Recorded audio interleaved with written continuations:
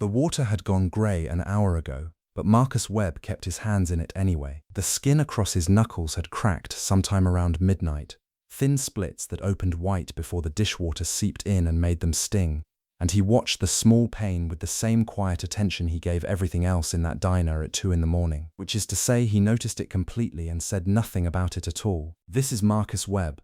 He is 19 years old, and he is trying to disappear. Not in any dramatic sense. Not running from warrants or debts owed to dangerous people. Marcus had perfected something far more difficult than flight.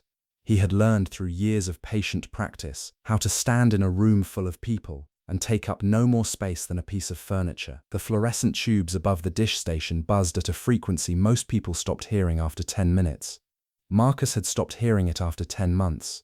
It was simply the sound the world made while he worked, a low electric hymn that stitched itself into the silence between the clatter of plates and the swinging of the kitchen door, and the occasional eruption of laughter from booth number 4, where 2 nurses from Presbyterian liked to sit after their shifts and eat scrambled eggs like the meal meant something holy. Murphy's all-night diner occupied the corner of Greenwood and 12th, like a body that had been sitting too long in one position.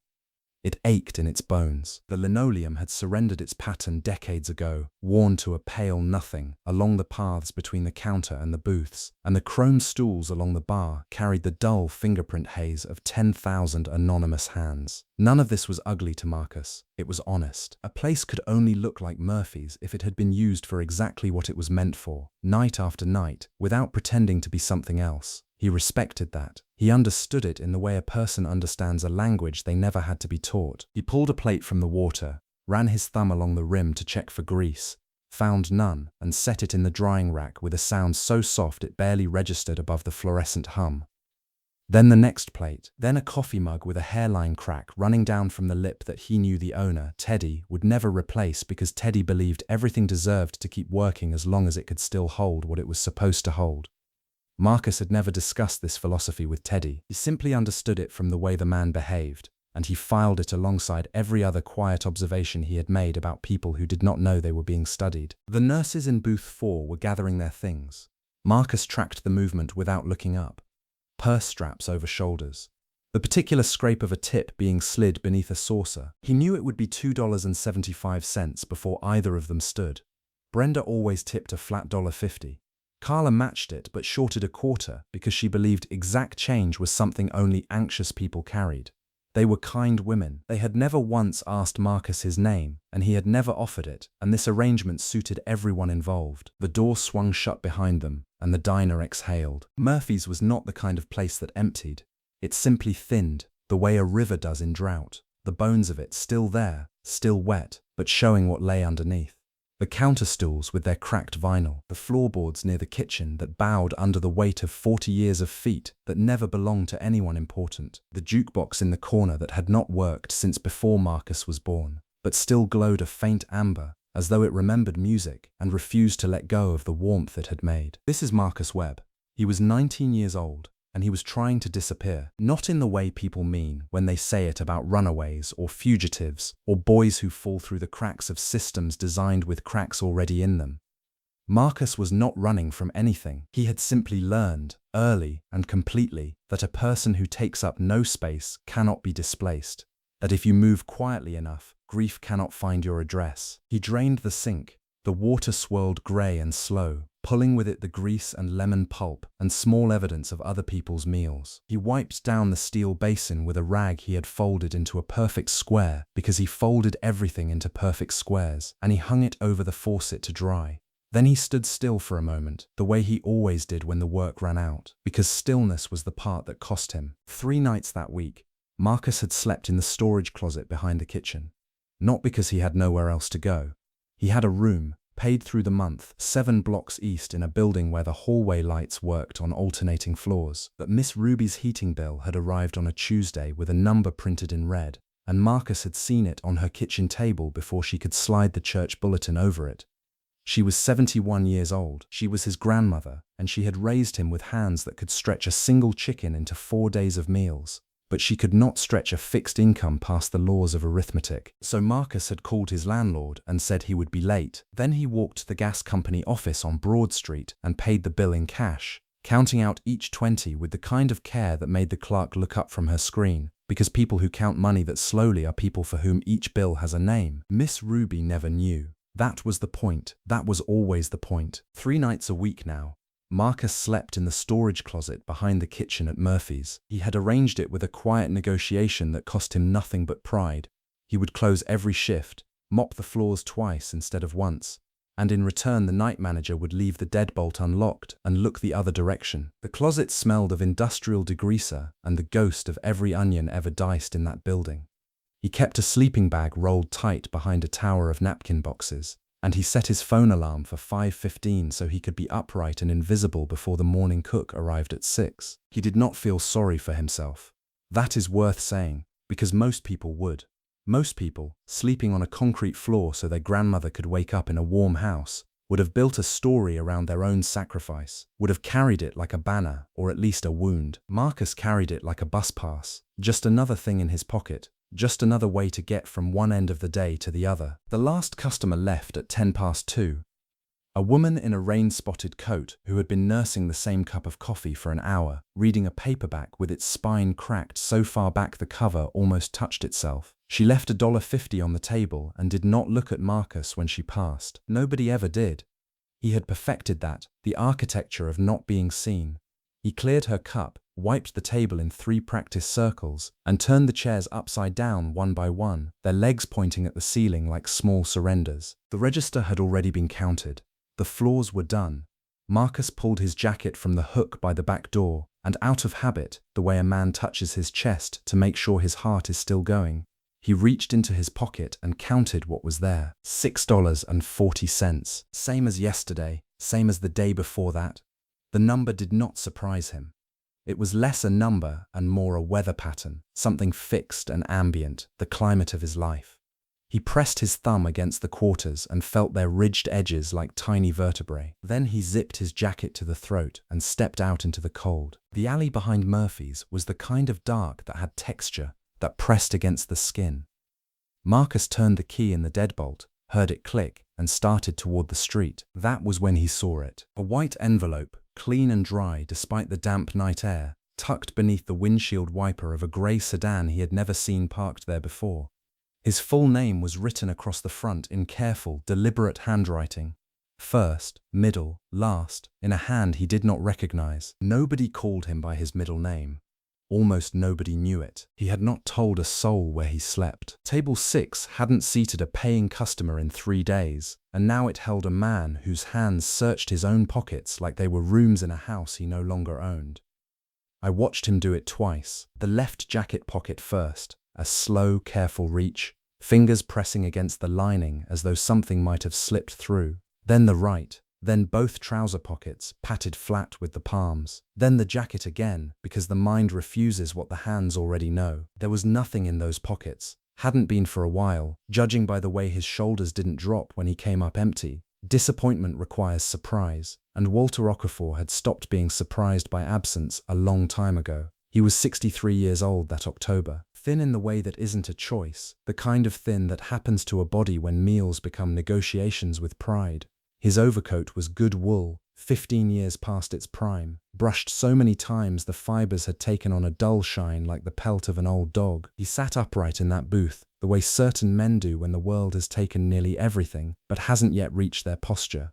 The menu lay in front of him, closed, its laminated edge aligned perfectly with the table's border. He hadn't opened it. Opening it would have been a promise he couldn't keep. Ruby's Griddle occupied a narrow slot on Meridian Avenue between a check cashing place and a laundromat that had been closed since July. The diner ran on stubbornness and lard, and a 40-year reputation for biscuits that didn't apologize for what they were. Miss Ruby Webb had built it with a small business loan and 2 hands that never once confused rest with laziness. By the time her grandson Marcus stood behind its counter, the place earned just enough to justify not closing, which is a different thing entirely from thriving. Marcus was 26, dishwasher, busboy, sometimes short-order cook when the morning man called in sick, which was Tuesdays and every other Friday. He'd dropped out of a trade program 18 months earlier for reasons that belonged to him, and he'd returned to his grandmother's diner with the quiet understanding that the world outside had made its position clear. He didn't resent the work, he didn't love it either. He moved through it the way water moves through pipe, finding the path because there was no other direction to go.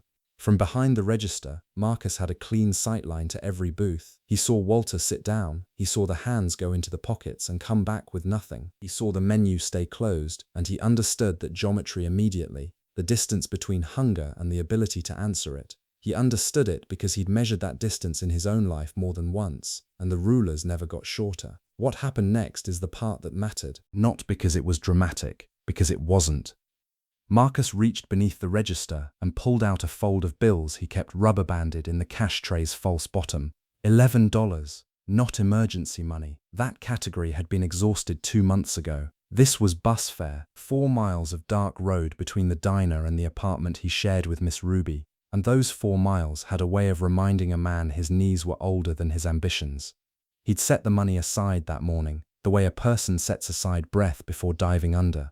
He didn't weigh it. That was the thing worth noticing. There was no calculation, no momentary arithmetic where he subtracted his own comfort from a stranger's need and checked whether the remainder was something he could live with. The thought never formed because the decision had been made years ago in some foundational room of who Marcus Webb was, and all that remained now was the motion. He peeled the bills apart, smoothed them flat on the counter, and told the cook to send the Tuesday plate to table 6, meatloaf, mashed potatoes, green beans cooked past the point of apology, the way the diner always made them. On whose tab? The cook asked. Mine. The cook looked at Marcus the way people look at someone spending money they've already been told doesn't exist, but he clipped the ticket to the wheel and spun it through. Marcus walked back to the sink. He ran the water hot enough to sting and pushed his hands into it, and he did not look toward table 6 again.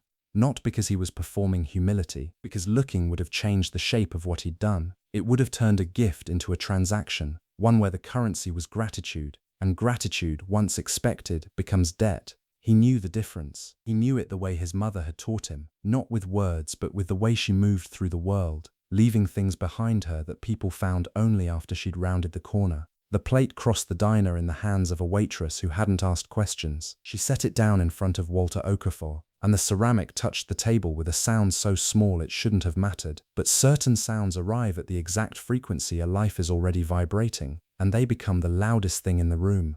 Walter stared at the plate. Steam curled off the mashed potatoes in a slow, unhurried spiral, as if the meal had all the time in the world and understood that he did not. His hands, the same hands that had just searched every pocket and found only lint and a gas receipt from a life that used to require gasoline, now rested on either side of the plate like parentheses around a sentence he couldn't pass. He looked up. He scanned the counter, the booths, the faces of people eating their own meals inside their own problems.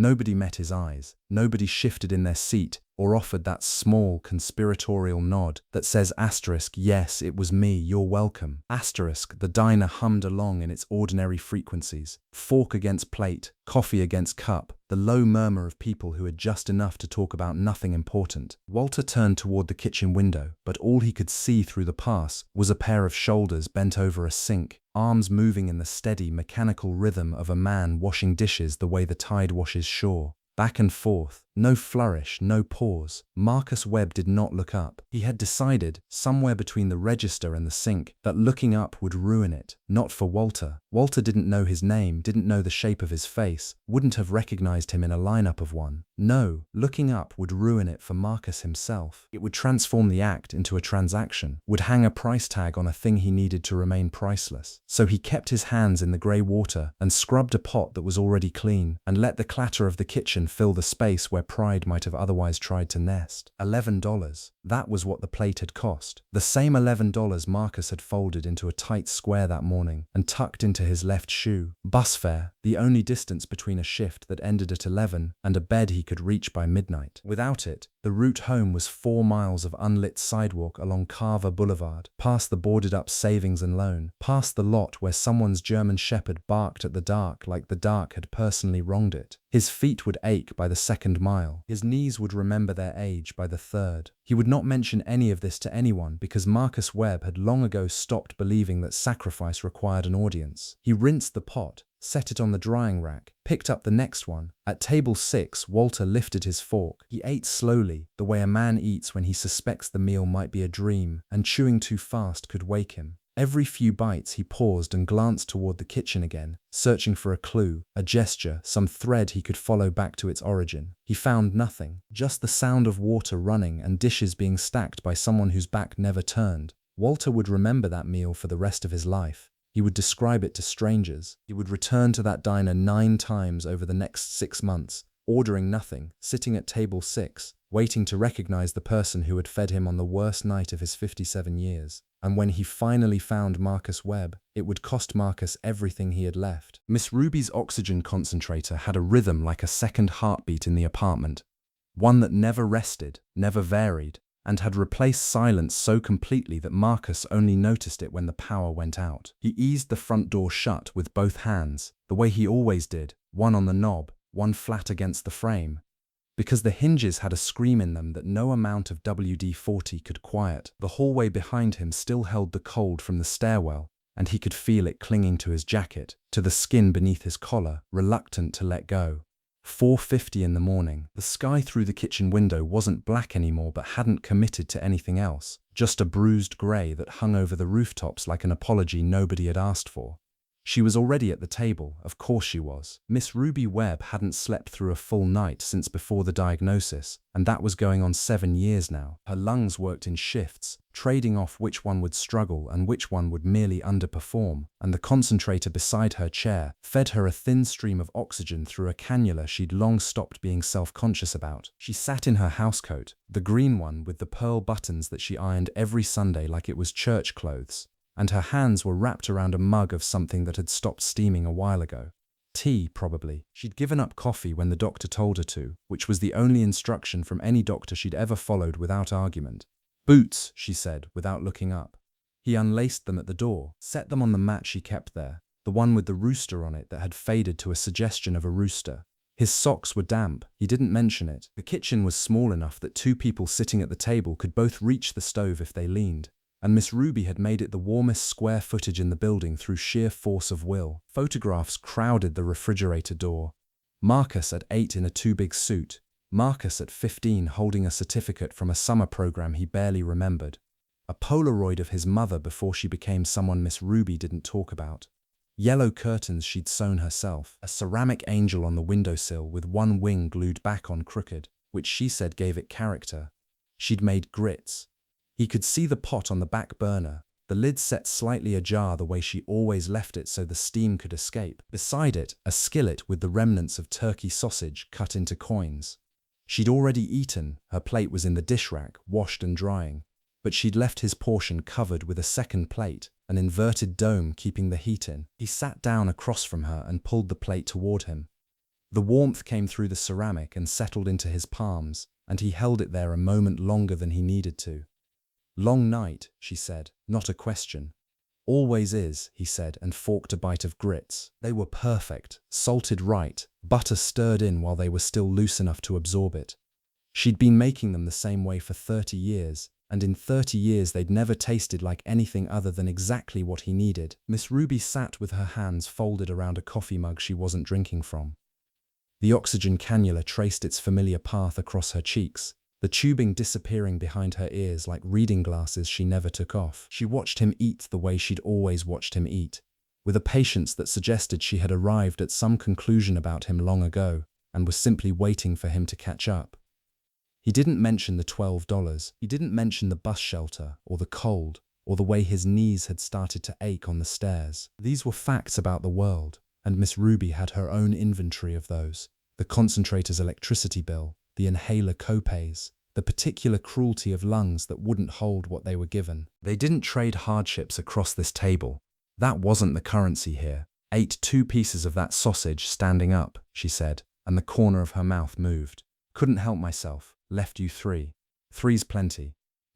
She turned the mug a quarter rotation. "Saw you Tuesday morning," and then he chewed, waited, coming back from the 3rd floor. The grits went still on his tongue.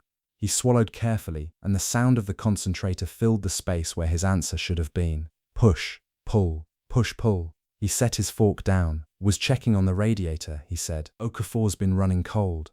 "Marcus," she said his name the way she said everything, without hurry, without edge, but with a gravity that made the syllables feel load-bearing. "I was up at 4 with the coughing. I saw you through the peephole. I saw what you put under that man's door, and it wasn't a radiator." He picked up the fork again, put it back down. "Walter's behind," he said quietly. "Just a little something to keep the lights where they are."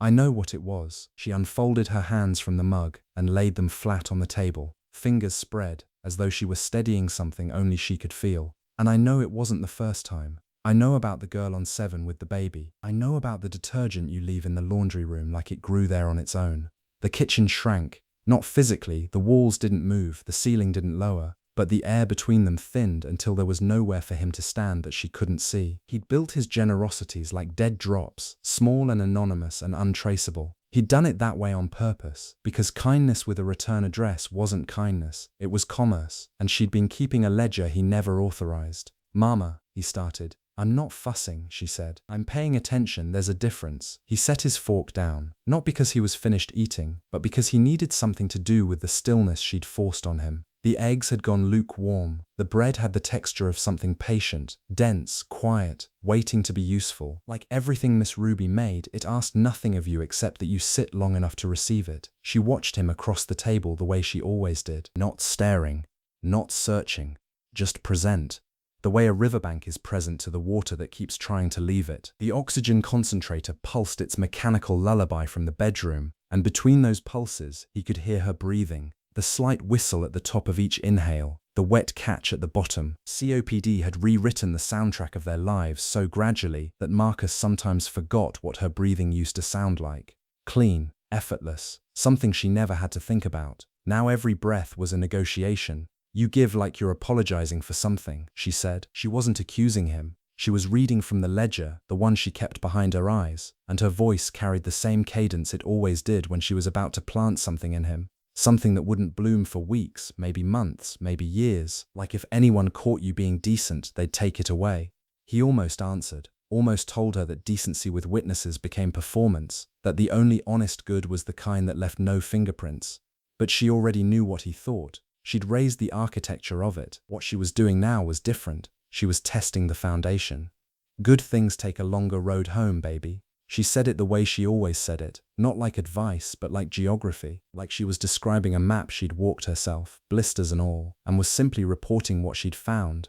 Doesn't mean they aren't coming, just means they're picking up what they need along the way. He'd heard her say it before, dozens of times, after his father left, after the scholarship fell through, after every quiet catastrophe that had tried to flatten them both. And every time, some part of him had filed the words in the same drawer where he kept fortune cookies and greeting cards, well-meaning, structurally unsound, too thin to bear weight. But tonight, sitting in her kitchen with 12 invisible dollars and eggs that tasted like someone who loved him, Marcus felt the words land differently, felt them settle into the cracks the night had opened. Not all the way, not completely, but enough that the drawer he'd filed them in cracked open an inch and let the light touch something. He almost believed her. Then the footsteps came, slow, deliberate, stopping right outside their door. Not the shuffling of a neighbor, not the hurried stride of someone passing through. 3 knocks, slow, evenly spaced. Nobody in their building knocked like that, because people either had a key or they had a problem.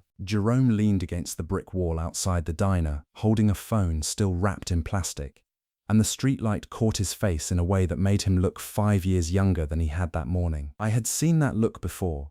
On men walking out of courtrooms with cleared charges, on women stepping off buses in cities where nobody knew their maiden name. It was the face a person wore when they believed, fully and without reservation, that the next version of themselves had already started breathing. Marcus came through the side door with the grease smell still living in his shirt, and Jerome pushed off the wall like he'd been waiting for an audience. Not a crowd, just one person who knew where the story started. "Look at this." Jerome held the phone up, still sealed, the cardboard box pristine beneath the cellophane. "Prepaid, 12 months. Man at the store said I could port my number over tomorrow." Marcus looked at the box, then at Jerome's face, and something passed between them that didn't require language. A phone was never just a phone for a man who'd spent the last year borrowing other people's to call about jobs that never called back. It was an address, a tether to the world that said you existed in a way the world could verify. 6 months, Jerome said. He said it the way some men said amen, not to close a prayer but to open one. 6 months, I'm out of the east side. Watch. That last word, asterisk watch.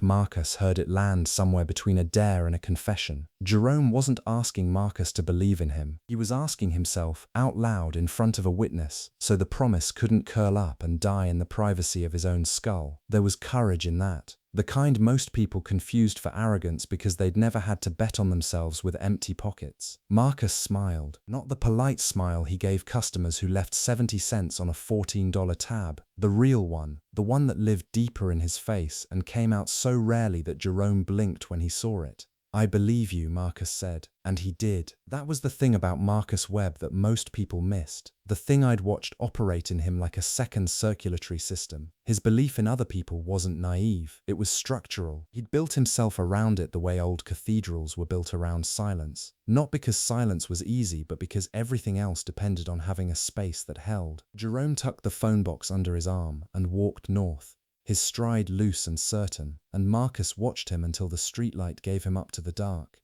Then Marcus turned south and started walking. 4 miles. He knew the distance not because he'd measured it, but because his body had memorized the rhythm. 47 minutes if he kept pace. Closer to 55 if his left knee started talking. Tonight it was talking. It had opinions about the double shift, about the mop bucket, about the way he'd pivoted wrong reaching for a tray at table 9. He didn't mind the walk. That was the thing people never understood about being broke. It wasn't the absence of money that wore you down. It was the constant arithmetic, the counting, the subtracting before you'd even added. But the walk itself was just a walk. Dark road, quiet houses, the occasional dog losing its mind behind a chain-link fence for no reason any human would ever understand. He'd spent the $12 on Jerome's celebration, not the phone. Jerome had saved for that himself. 3 months of side work. Cash folded into an envelope he kept inside a library book because he said nobody in his house ever opened one. Marcus had bought the meal, 2 plates of eggs, hash browns, toast, coffee refills that Linda kept pouring without ringing up because she'd watched Jerome grow from a boy who stole sugar packets to a young man who returned them. $12, the last of it until Friday. Marcus didn't think about the $12. He thought about the way Jerome had said watch asterisk, not loud, not with the theatrical certainty of someone performing confidence, but quiet and inward, the word directed at some version of himself that hadn't arrived yet. A young man making a contract with his own future while a street lamp threw his shadow long against the pavement. Marcus had seen enough people make promises to know the difference between the ones spoken for an audience and the ones spoken as witness to yourself. Jerome's had been the second kind, the dangerous kind. The kind that sometimes, against every odd the East Side could stack, actually held. He passed the gas station at Carver and 8th. He passed the church with the marquee that hadn't changed its message in 11 weeks. Godey's timing is perfect. The I in timing burnt out so it read Godey's TMNG is perfect, which felt more honest. He passed the vacant lot where someone had planted sunflowers in May and they'd grown anyway, absurdly tall facing nothing. By the time he reached his building, his knee had graduated from opinions to full lectures. He climbed the front steps slowly, keyed the outer door, and stepped into the hallway. It was quiet the way it always was after 11. The overhead bulb hummed its one flat note. The linoleum held the day's heat like a grudge, but Miss Ruby's door was ajar, not open. Not the way it sat when she was awake and waiting for him to pass so she could call him inside for something she'd cooked and wouldn't eat alone. Just not fully closed. A half-inch of dark between the door and the frame, as though the latch hadn't caught or someone had eased it shut without pressing hard enough. And on the floor mat, not slid beneath the door, but placed on top of it, scented with a deliberateness that made his stomach tighten, sat a folded piece of paper, no name on the outside, no envelope, just a single sheet creased once. He bent down and picked it up. The handwriting was small and careful, the kind that came from someone who had learned penmanship in a decade when it still mattered. Not Miss Ruby's hand. He knew hers, the way it leaned hard to the right, as though every letter were trying to outrun the one before it. This was upright, controlled, each stroke given its full measure of ink. Someone who wrote slowly. Someone who meant what they put down. 2 words. He read them, and the hallway seemed to narrow around him the way a road narrows in fog. Not dangerous yet, but suddenly unfamiliar. The fluorescent tube above the stairwell hummed its thin, constant note. A faucet ran somewhere 2 floors up, the sound traveling through old pipes the way sound always traveled in that building, carrying the private moments of strangers into the walls where they lived alongside everyone else's. He read the two words again. They were not a threat. They were not a greeting. They sat in a space between those things, in a territory he did not have a map for. The paper was the kind sold in packs at the dollar store, lined, the blue faint and cheap, and whoever had written on it had torn the sheet cleanly from a spiral binding, no ragged edge, no fringe. That detail bothered him more than the words themselves. A person who tears paper that carefully is a person who has thought about what comes next. He looked at Miss Ruby's door, that half-inch of dark between the frame and the wood. He could have knocked, could have pressed his palm flat against it and eased it open the way he sometimes did when he brought her mail up from the lobby on days her knees were bad. But something in the placement of the note, not under the door, not tucked inside the jamb, but set on top of the mat where it could not be missed, where it demanded to be found by the next person who walked that hall, told him the note was not from her. It had been left for him, or for whoever lived behind his door, which was the same thing and also not the same thing at all. He folded the paper along its original crease and held it between his thumb and forefinger. 4 miles of dark road behind him. $12 he would never see again. Jerome's voice still ringing somewhere in the architecture of the evening. That single word, asterisk, watch asterisk, spoken like a man drawing a line in wet cement. And now this. 2 words in a stranger's hand, placed where only he would find them, asking something he did not know how to answer because he did not yet understand the question. He went inside, locked the door, set the note on the kitchen counter beneath the light, and stood over it the way a man stands over a letter from a doctor, wanting to read it again, afraid that the second reading would confirm the first. The note said asterisk, thank you asterisk, and he had no idea who it was from. $3.75 in quarters, a single wrinkled dollar bill, and the sound of one man's shoes on wet concrete.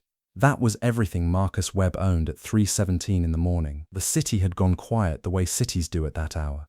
Not silent, never truly silent, but emptied of intention. No one was going anywhere. No one was coming home. The traffic lights still cycled through their colors for no one, green to yellow to red, obedient to a rhythm that had forgotten its purpose. And Marcus walked through all of them without stopping, because at 3 a.m. the rules belonged to the people who were still awake to break them. I had watched enough lives to know what fatigue looked like from the outside, the slowing of the stride, the forward tilt of the head, as though the skull had grown heavier with the hour. Marcus had all of it. His shoulders carried the particular slope of a man who had given away something he could not afford, and was only now beginning to feel the cost. The coins shifted in his pocket with each step, a small tinny music that reminded him over and over of the arithmetic. $4.75. That was breakfast. That was the bus to a job interview he might not get. That was the distance between where he stood and where he needed to be, measured not in blocks but in decimal points. And still, something in him would not call it a mistake. He passed a laundromat with its lights still buzzing, the machines dark and still behind the glass. He passed a bodega with its metal gate pulled halfway down like a sleepy eyelid. The city was a body trying to rest, and Marcus moved through it the way blood moves through a body at night, slower, quieter, but still carrying what needed to be carried.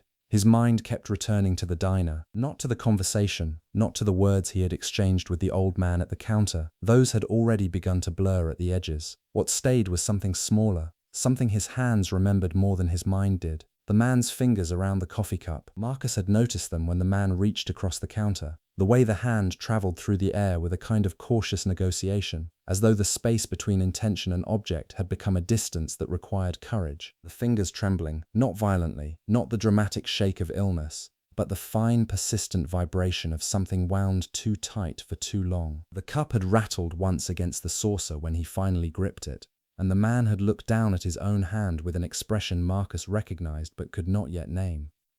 He crossed Delancey Street. A puddle caught the reflection of a streetlight and held it, trembling, the way a cupped palm holds water it knows it cannot keep. 6 blocks to go. The sidewalk ahead stretched long and empty, though Marcus did not yet know that it wasn't. He had seen hands like that before. The recognition came slowly, the way a name surfaces when you stop trying to remember it. Not in the diner, not on the walk, but somewhere between the two, in that quiet country where the mind goes when the body is too tired to guard it. His mother's hands. Sunday mornings, the kitchen table with the Bible open and the coffee going cold because she wasn't drinking it, because she was somewhere else entirely, somewhere inside the words she whispered with her eyes shut, and her fingers laced together so tightly the knuckles went white, and still they shook. Marcus had been 12 the first time he noticed. He'd come downstairs for water and found her like that, kneeling on the linoleum, her hands clasped against her forehead, trembling in a way that frightened him because he'd thought something was wrong, something medical. He'd said her name. She'd opened her eyes and smiled at him like he'd caught her doing something private and beautiful, and she'd said, "Baby, some things are just too heavy to hold still."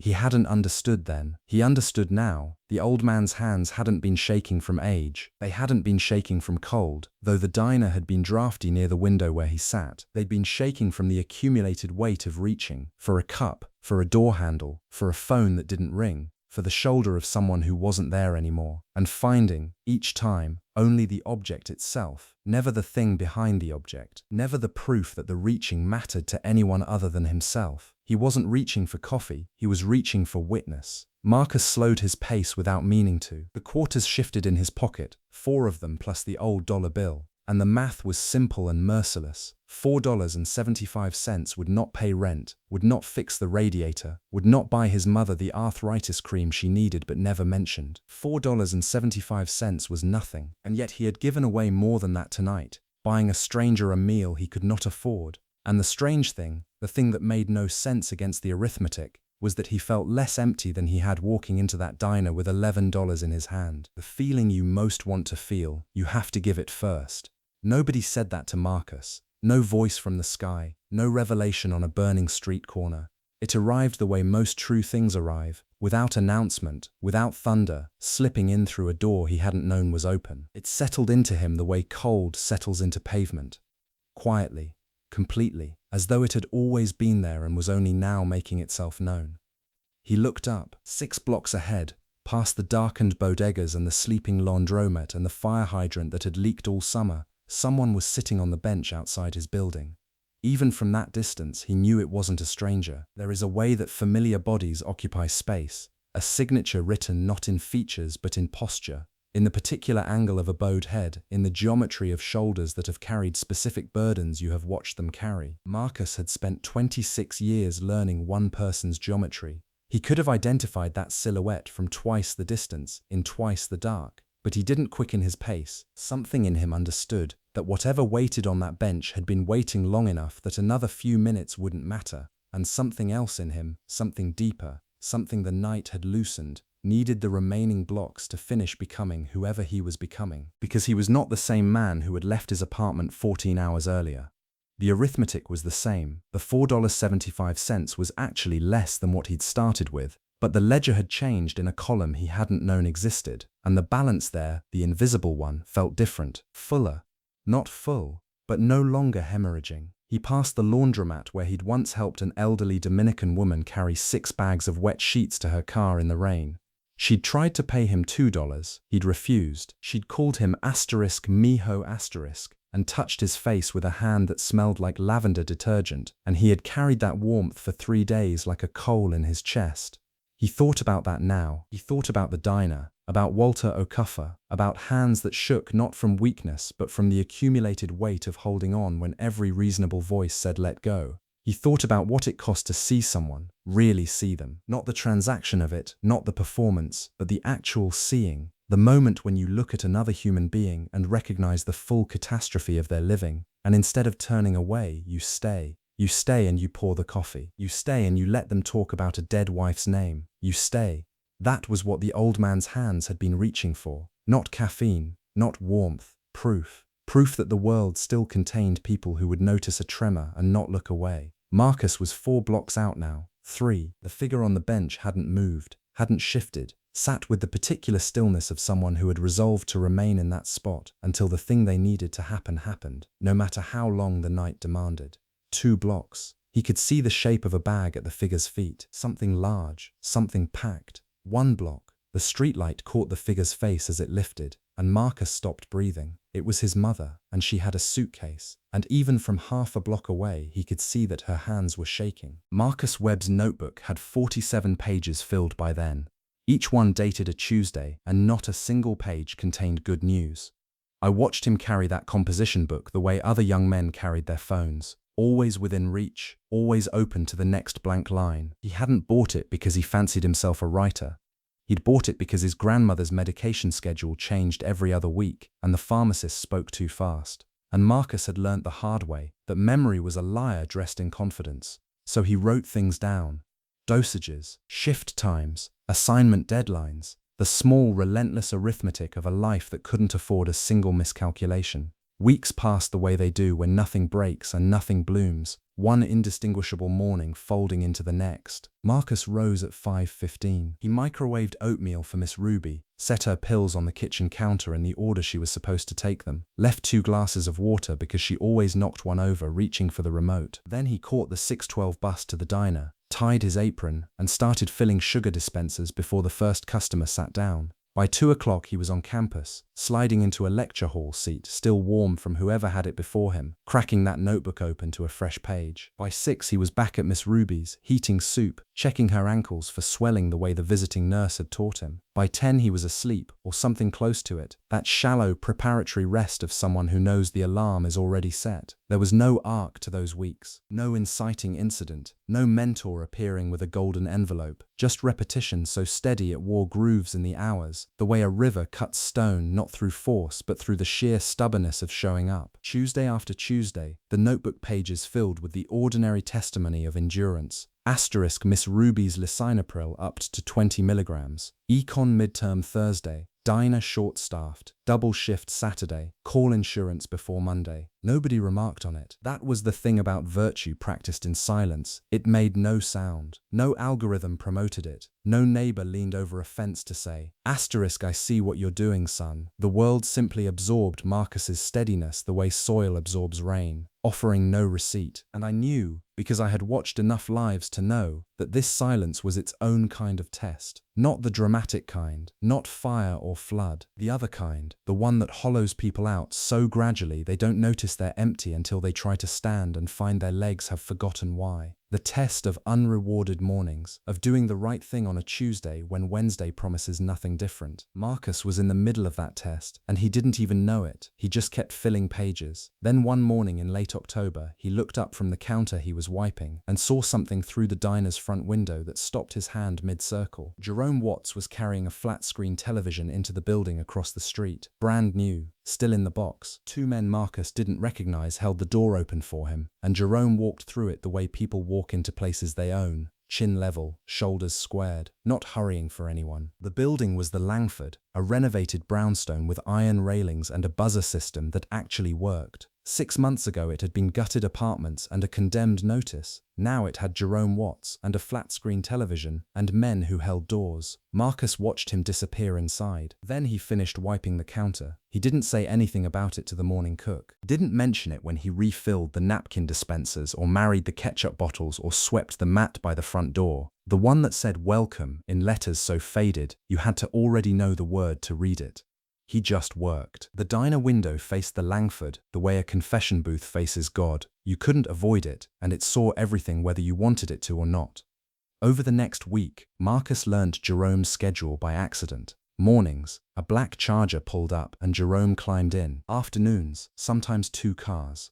Sometimes a woman with long braids who laughed at everything Jerome said. Her head tipped back like joy was a weather system, and she was standing in the center of it. Once, Jerome crossed the street and came into the diner itself, ordered a coffee he didn't finish, left a 20 on a $4 check. He didn't recognize Marcus. Or maybe he did and it didn't register as something worth acknowledging. Either way carried the same weight. Marcus pocketed the 20 because the tip jar was communal and he'd earned it, and his grandmother's pharmacy had called twice that week. The insurance had lapsed. Not dramatically, no letter with red ink, no final notice slapped on the door. It lapsed the way most things fail for people like Miss Ruby. Quietly, a form not filed, a code not updated, a bureaucracy that had never once in its existence moved faster for a 71-year-old woman in Briarwood than it moved for its own coffee break. The pharmacy wanted $412 for a 30-day supply of the blood thinner that kept Miss Ruby's heart from clotting around its own stubborn rhythm.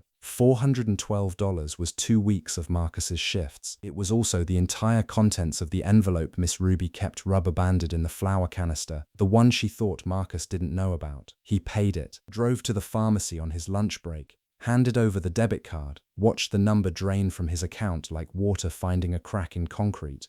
The pharmacist asked if he wanted a receipt, Marcus said yes. He always said yes. Receipts were proof that things had happened, and lately he needed proof, because nothing in his life looked any different from the outside, and some mornings he wasn't sure it looked different from the inside either. That night, Jerome's apartment glowed blue across the street. The flat screen, probably. A life illuminated and on display. Marcus sat at Miss Ruby's kitchen table under a bulb that flickered when the refrigerator cycled on. He opened the notebook to page 48 and uncapped the pen with his teeth. The ink was running low. He'd bought this one at the dollar store near campus 3 weeks ago, and already the lines were thinning, the blue going pale as vein light under old skin. He pressed harder. That was always his answer. Press harder. Miss Ruby was asleep in the next room. He could hear the oxygen concentrator cycling, that low mechanical breath that had become the metronome of the apartment, the rhythm underneath every other sound in his life. He'd learned to sleep through it. He'd learned to sleep through most things. What he hadn't learned was how to stop listening. He wrote the date, then the dosage. Metformin, 500 milligrams, twice daily. Lisinopril, 10 milligrams, once at night. Amlodipine, 5 milligrams, morning. He wrote the pharmacy's callback number. He wrote the name of the woman who told him about the lapse, Denise, because he'd learned that people helped you faster when you remembered their names. He wrote the amount he'd paid out of pocket, and he did not write how much was left in his account, because that number was not something he wanted preserved on paper. Some facts deserve to exist only once, in the moment of their damage. Outside, a car stereo pulsed past, bass notes trembling the window glass. He waited for it to fade. Then he kept writing. Not a journal, not a diary. He had no interest in recording his feelings. Feelings were weather, and Marcus had stopped tracking weather somewhere around page 12. What he tracked was information, appointment dates, shift schedules, his grandmother's blood pressure readings, copied from the cuff he'd bought second-hand, the name of the financial aid counselor who hadn't returned his call, the GPA he needed to keep his partial scholarship, numbers, dosages, deadlines, the architecture of a life held together by attention and nothing else. No one had asked him to keep this notebook. No teacher had assigned it. No mentor had suggested it. Marcus carried it because he'd figured out, somewhere between his mother leaving and his grandmother's first fall, that the distance between surviving and drowning was usually one forgotten detail, one missed appointment, one prescription that lapsed because no one wrote down when it needed refilling. He closed the notebook. He turned off the lamp. The refrigerator kicked on, and the bulb in the kitchen flared once before settling into its dim, faithful flicker. Across the street, Jerome's blue window finally went dark. Marcus stared at the ceiling and did what he always did. He calculated tomorrow. 6 a.m. alarm, 7 a.m. shift, 11 a.m. class, 3 p.m. back to the diner, 5 p.m. home to check on Miss Ruby. He ran the numbers until they replaced his thoughts, until routine smothered everything underneath it that might, if given enough silence, begin to ask why. That notebook would save a life 7 months later, but not the life Marcus was trying to save. The photo arrived at 9:47 p.m. 2 brass keys on a lanyard, resting on a countertop Marcus had never seen, and Jerome hadn't added a single word because he didn't need to. Marcus stood behind the register with his rag in one hand and his phone in the other, and he studied those keys the way a man studies an X-ray when the doctor has left the room. The countertop was granite, grey with flecks of something that caught the light. New. Everything in the frame was new. The lanyard was one of those cheap fabric ones they give you at lease signings, the kind that says the property management company's name in white letters you can barely read, and Jerome had laid those keys down like a man presenting evidence in his own defense. No caption, no emoji, no exclamation marks, just the image, steady and undeniable, the way a thing speaks loudest when it doesn't try to speak at all. I had watched Marcus Webb receive good news before. He didn't celebrate the way most people did. He absorbed it, let it settle somewhere beneath the ribs where he kept the things he trusted. He looked at that photo for what must have been 40 seconds, which doesn't sound like much unless you've ever held a phone in a quiet diner at closing time and felt the full weight of someone else's distance from where they started. Then the video came through.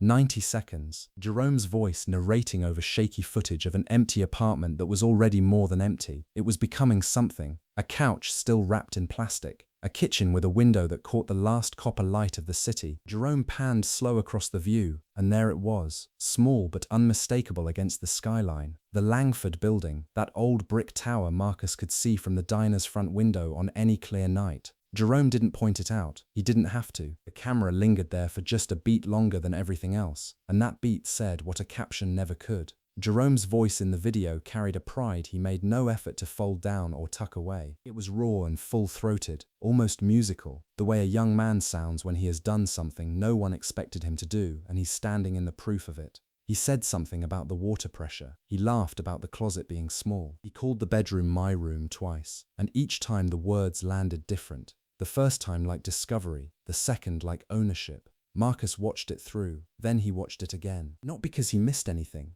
but because some things need to be witnessed more than once before they become real enough to carry. He set the phone face down on the counter. The screen light bled faintly through the edges of the case, then dimmed, then went dark. He picked up his rag and moved toward the dining room to finish the close. Chairs needed lifting, tables needed wiping, the floor needed its sweep. Routine was the spine of his evenings, and he leaned into it now the way a man leans into a doorframe when he doesn't quite trust his legs. Table 4.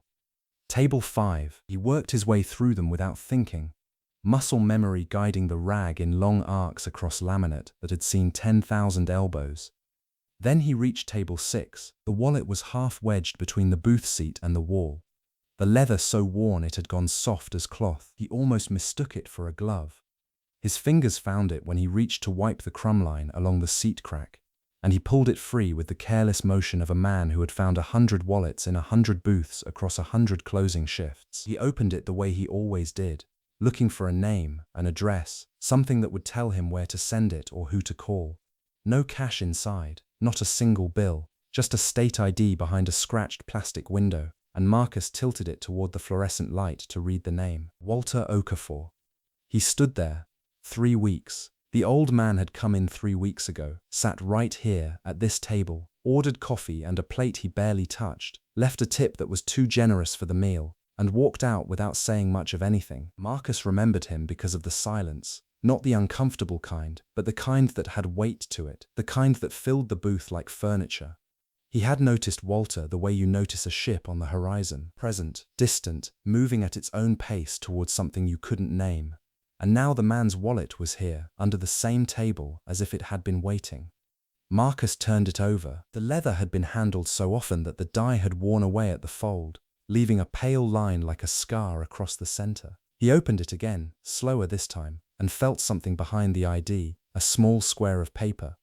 Folded tight, tucked into the slot where a second card might go. It had been folded so many times and so carefully that it had taken on the density of something meant to last. Not a receipt, not a note someone scribbles on a napkin. This had been placed there with intention, the way people place photographs in lockets. He unfolded it. The paper was thin, almost translucent at the creases, and the handwriting on it trembled.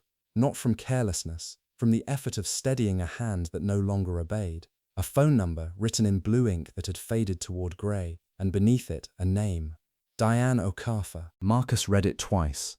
He read the phone number, then the name, then the phone number again, and something settled in his chest that he could not have explained if anyone had asked. It was the handwriting that held him, the way the letters leaned into each other, as if the hand that wrote them had been trying to hold the name together. The way the ink pressed harder on the first letter, the D, as though the pen had paused there, gathering itself before continuing. He looked at the empty booth. The vinyl still held the faintest impression of where someone had sat. He folded the paper back along its creases, careful, the way a man handles something that doesn't belong to him, but has chosen him anyway. The wallet sat open in his palm, cracked leather, soft as cloth in places where a thumb had rubbed it for years. No credit cards, no insurance card, no photographs tucked behind the plastic window where photographs are supposed to live. Just the ID Virginia issued, with Walter Okafor's face looking out from behind the laminate like a man already halfway to somewhere else. And the paper, that was all. A man's entire portable life reduced to proof of who he was, and a name he carried folded into a square no bigger than a postage stamp. Marcus closed the wallet. He stood in the silence of the empty diner, where the hum of the refrigeration unit marked time the way a heartbeat marks a sleeping body. And he let the question form. 3 weeks ago, Walter Okafor had come in alone, ordered coffee, sat at this booth for an hour and 12 minutes, tipped $4 on a $2 cup, and left without saying more than 6 words. Marcus remembered because he remembered everyone who sat that long without looking at a phone. People who sat that long were either waiting for someone or had stopped waiting for someone, and there was nothing in between. He could leave the wallet on the counter, someone might come back for it. That was the ordinary thing, the thing that required nothing of him, the thing that allowed the evening to end the way evenings were supposed to end, with the lights off and the door locked and his feet carrying him to the car without any new weight added to what he already carried. He could do that. He had earned the right to do that. But Marcus had never once in his life done the ordinary thing when the harder thing was sitting right there in his hand, looking up at him. Miss Ruby had made sure of that. She had built it into him the way a mason sets rebar into concrete. Invisible, but the reason the whole structure holds. You don't walk past what finds you. That was her voice, clear as Monday morning, and it arrived without invitation the way her voice always did. He slid the wallet into his apron pocket. He finished wiping down the counter. He turned off the overhead lights, one row at a time, west to east the way he always did, and the diner folded into darkness around him like a theater after the last act. He locked the front door. He stood on the sidewalk in the cooling air with the wallet against his hip and his phone in his other pocket. Jerome's keys and Walter's name both pressing against him now. Two strangers' futures leaning on the same man who still hadn't figured out his own. The name on the folded paper was Diane Okafor. And Marcus knew, the way you know weather before it arrives, that Diane Okafor was not alive to answer that number. Roosevelt's hallways after 6 o'clock had a particular smell. Floor wax and vending machine coffee, and the quiet desperation of people trying to outrun their circumstances. Marcus Webb knew that smell the way a sailor knows salt. He'd breathed it 5 nights a week for 2 semesters, and by now it had settled into the lining of his jacket, into the creases of his notebooks, into the quiet architecture of who he was becoming. Most students cleared out by 5. The serious ones lingered until 5:30, but the ones like Marcus, the ones running calculations in their heads that had nothing to do with coursework, the ones who measured every hour against its cost in sleep or wages, those were the ones still sitting under the fluorescent lights when the janitor started his rounds. He should have been home by now. Miss Ruby's blood pressure medication needed picking up before the pharmacy on Cottage Grove closed at 8, and he had a shift at the warehouse that started at 11 and wouldn't forgive him if he showed up dragging. Every minute he spent in this building past 6 o'clock was a minute stolen from somewhere else in his life. A minute some other obligation would feel the absence of. He knew this. He'd done the arithmetic on it more times than he'd done any problem set. But Keisha Davis was sitting across the table from him in the second-floor study room, and Keisha Davis did not yet understand the difference between a demand curve and a supply curve. And Marcus Webb was not the kind of person who could stand up and leave while someone was still lost. She was maybe 30, though her eyes carried the mileage of someone older. She wore scrubs from the nursing assistant program she attended during the day, lavender ones with a small coffee stain near the collar that she kept touching self-consciously whenever she noticed him looking in that direction. Her son's name was Darius. Marcus knew this because Keisha mentioned him in nearly every sentence, the way people mention the thing that is both their reason and their weight. So when the price goes up, Marcus said, tapping the graph he'd drawn on a sheet of loose-leaf paper, what happens to the quantity demanded? Keisha stared at the paper. Her pen hovered. The fluorescent light above them buzzed with the particular frequency of institutional indifference, that low, insistent hum that said nobody was coming to help, that the building itself was merely tolerating their presence. It goes up, she said, but the way she said it wasn't a guess. It was a plea. She was asking Marcus to tell her she was right even though they both knew she wasn't, because being wrong one more time tonight might be the thing that made her stop coming back entirely.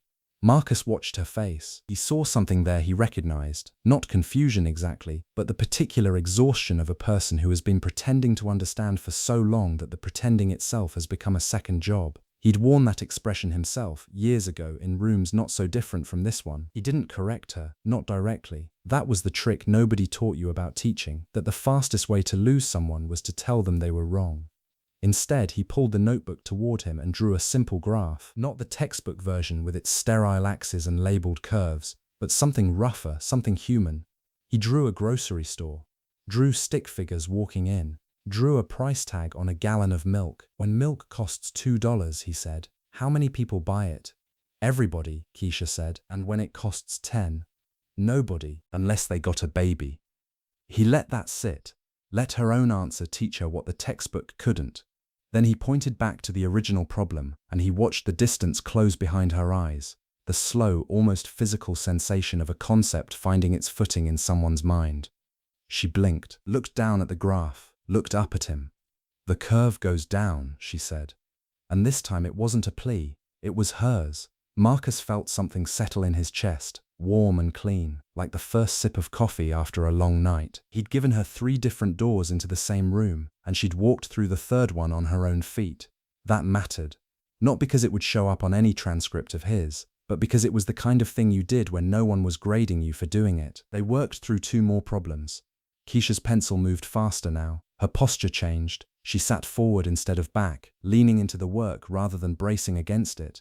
And then, somewhere between question 4 and question 5, she stopped writing. Her pencil just hovered above the page, trembling slightly, and Marcus realized she was crying. Not dramatic crying, not the kind that wanted to be seen. The quiet kind, the kind that leaked out of people who had been holding too many things at once and finally lost their grip on one of them. "I'm dropping the course," she said. Her voice was flat, matter-of-fact, as though she were reading her own sentence aloud. Marcus didn't speak. He waited.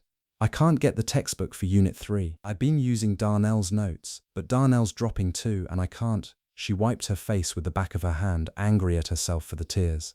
"I can't keep faking it." There it was, the thing underneath the thing. She hadn't been struggling with supply and demand. She'd been struggling with the economics of her own survival, the brutal math of a life where a $40 textbook was a wall as real as any locked door. Marcus knew that math. He'd been doing it since he was 12 years old, rounding down his needs so the numbers would balance, pretending he wasn't hungry so someone else could eat. He looked at Keisha, really looked at her, and he saw the exact shape of a decision forming in his own chest before his mind had any say in it. He didn't make a speech about it. He didn't frame it as charity or kindness or anything that would require her to feel grateful. He just reached into his backpack, pulled out the economics textbook he'd bought used from a sophomore last semester, its spine cracked, its margins full of his own handwriting, and set it on the table between them like it was nothing. "I switched to the digital version," he said. He hadn't. There was no digital version. And even if there had been, Marcus Webb had $22 in his checking account that existed specifically because he'd skipped lunch 4 days that week. The book was worth about that much, maybe more, and he was handing it to a woman he'd known for 6 weeks because he understood something that economics textbooks never quite captured. That scarcity wasn't a graph or a curve. It was a person sitting across from you, pretending she wasn't drowning. Keisha held the book with both hands, and her jaw did that thing where it tightened against the trembling, and she said, "Marcus, I can't." "You can," he said. "Chapter 9 starts with elasticity. You're going to hate it, but you're going to pass." They worked for another 40 minutes after that. He explained elasticity 3 different ways, once with gas prices, once with her daughter's daycare fees, once with the cost of the bus pass she bought every month. And on the 3rd try, her eyes changed, not dramatically, not like the movies, just a small, quiet shift, the kind of light that comes on in a window when someone finally gets home. She understood it, and understanding it made her sit up straighter. When they packed up, Keisha thanked him once, quietly, without looking at him, which was how Marcus knew she meant it completely. People who looked you in the eye while thanking you were performing. People who couldn't look at you were telling the truth. He walked home, 32 blocks, because the bus cost $1.75 he no longer had. October had sharpened its teeth since September, and the wind off the lake cut through his jacket like the jacket wasn't there. His feet ached from the double shift he'd pulled that morning at the loading dock, and his stomach had given up growling hours ago, settling into the flat, resigned silence of a body that had learned not to ask. But something sat warm behind his ribs. Not pride exactly, something lower and older than that. The satisfaction of having been useful, of having spent himself on purpose rather than having been spent by circumstance. Miss Ruby would have called it planting seeds in someone else's dirt. Marcus just called it Tuesday. He was 4 blocks from home when he stopped under a streetlight and checked his phone. 1 voicemail, a number he didn't recognize. A woman's voice, steady and official. "Mr. Webb, this is the provost's office, and we need to speak with you about your enrollment status." The wind kept blowing. Marcus stood very still. The bell above the corner store door made a sound like a small bone cracking. And Marcus looked up from the refrigerator case, straight into Jerome's grin, the one he saved for audiences. There are men who enter rooms and men who fill them, and Jerome Watts had never learned the difference because for him there wasn't one. He came through that door with a woman on his arm and the particular energy of someone who believed every space improved by his arrival. The fluorescent lights caught the chain at his collar, the fresh edge of his lineup, the crease in jeans that had no business being creased. Jerome dressed like a man expecting to be photographed, and in a way he always was, by every eye in every room, including the tired ones belonging to Mr. Nasir behind the register, who had seen 10,000 Jeromes and would see 10,000 more. Marcus had a gallon of whole milk in one hand and $3 in the other, and he stood there in a jacket that fit him the way most things did, adequately, without distinction. "Yo, Mark," Jerome said it the way people say the names of streets they used to live on. Familiar. Already behind him, he steered the woman forward with a palm at the small of her back, proprietary and practiced. "This is Simone. Simone, this Marcus." Simone extended her hand, and Marcus took it. Her grip was firm and brief, the handshake of someone who'd learned early that lingering signaled uncertainty. She was beautiful in the way that required a second look. Not the features themselves, but the arrangement, the intelligence behind the architecture. Dark eyes that infantied a room before the room knew it was being counted. Earrings small enough to suggest she didn't need them. A pharmacy bag tucked under one arm, which meant she was practical, which meant she was real, which made her more dangerous to stand next to than if she'd been ornamental. "Nice to meet you," she said, and meant it the way decent people mean things they say to strangers, with the shallow end of sincerity, the part that costs nothing. "You too. So what do you do, Marcus?" A simple question, the kind people lob across first meetings like softballs, expecting the easy catch, the rehearsed answer. Marcus opened his mouth, not quickly because he had never been quick with the autobiography of himself, but he opened it and the words were there, forming behind his teeth. Something about the work at Walter's shop, something about what he was learning with his hands, and maybe, if the moment held, something about the way wood grain taught him patience in a language he was only beginning to translate. But Jerome got there first. "He's Miss Ruby's grandson, stays over on Clifton." Jerome said it over his shoulder, already turning toward the chip aisle, already past the moment. He delivered Marcus's life like a caption beneath a photograph nobody had asked to see, a line of context, geographic and genealogical, requiring no follow-up. The words landed in the space where Marcus's own had been forming, and they scattered like dropped coins. Simone held her smile, but something behind it recalibrated. The way a person adjusts when they realize the conversation they're in is not the conversation they thought they'd entered. She nodded once, polite as a closed door, and turned back to Jerome with a question about almond milk, and that was it. Marcus had been introduced, summarized, and filed away in under 10 seconds. He bought his ginger ale. He paid with exact change. He said nothing else to either of them, because there was nothing else the moment had left room for, and he walked out into the late afternoon with the bell cracking behind him like a small goodbye nobody noticed. The walk home was 6 blocks, and Marcus used every one of them. He wasn't angry. That was the thing he kept circling back to, the way a tongue finds a chipped tooth. He wasn't angry because anger required surprise, and nothing Jerome had done was surprising. Jerome had spoken over him the way weather moves over flat ground, not with intention, not with cruelty, but with the plain physics of a force that doesn't register what it displaces. Marcus's voice had simply been a smaller pressure system, Jerome's the front that swallowed it, but the walk kept working on him, the way walks do when the body moves and the mind refuses to keep pace. Because here was the thing about Jerome. Jerome wore Simone the way he wore the charger, the way he wore the fade, the way he wore the easy volume of his own laughter. She was evidence, proof of something Jerome needed the world to witness, and the world, obliging as it always was for men like Jerome, witnessed. It saw the woman, the car, the confidence. It saw the visible measures of a life that announced itself upon arrival. And Marcus understood then, not for the first time but with a clarity that had a different blade to it, that the world had a term for men who carried invisible things. The world called them nobody. The world called them Miss Ruby's grandson stays over on Clifton. The visible measures, that was the whole architecture of it. A man could build something true and deep and lasting inside himself, could sand it smooth and join it tight, could learn the grain of his own patience until it hummed beneath his fingertips, and none of it registered. Not on the street, not in the corner store, not in the quick arithmetic of a woman like Simone deciding what category to place him in before her eyes moved on. The world didn't weigh what it couldn't see. It never had. It weighed the car, the woman, the square footage, the job title spoken loud enough to echo. He peeled the paper from the door carefully, the way a man handles something that might tear and take meaning with it. Miss Ruby's handwriting had always been deliberate, each letter drawn with the kind of patience she applied to everything. Her cornbread, her prayers, her silence when silence was the sharper tool. The note was written in blue ink on the back of a church bulletin, the edges soft from the humidity that crept through the hallway like a living thing. Asterisk, called doctor, don't worry, Back by 9. Asterisk. Marcus read it twice. The words were steady. The hand that wrote them had not trembled. Miss Ruby was not a woman who alarmed easily, and so she had written the note the way she would have said it aloud. Chin level, voice even. The reassurance offered not as a question but as a directive. Don't worry. Not asterisk, please don't worry. An instruction. A grandmother who had buried a husband, raised a grandson, and outlasted 3 decades of a neighborhood that kept trying to forget her, did not ask, she told. But the date in the upper corner was yesterday's. Marcus held the note closer to the weak light leaking from the stairwell. September 11th. He checked his phone. September 12th.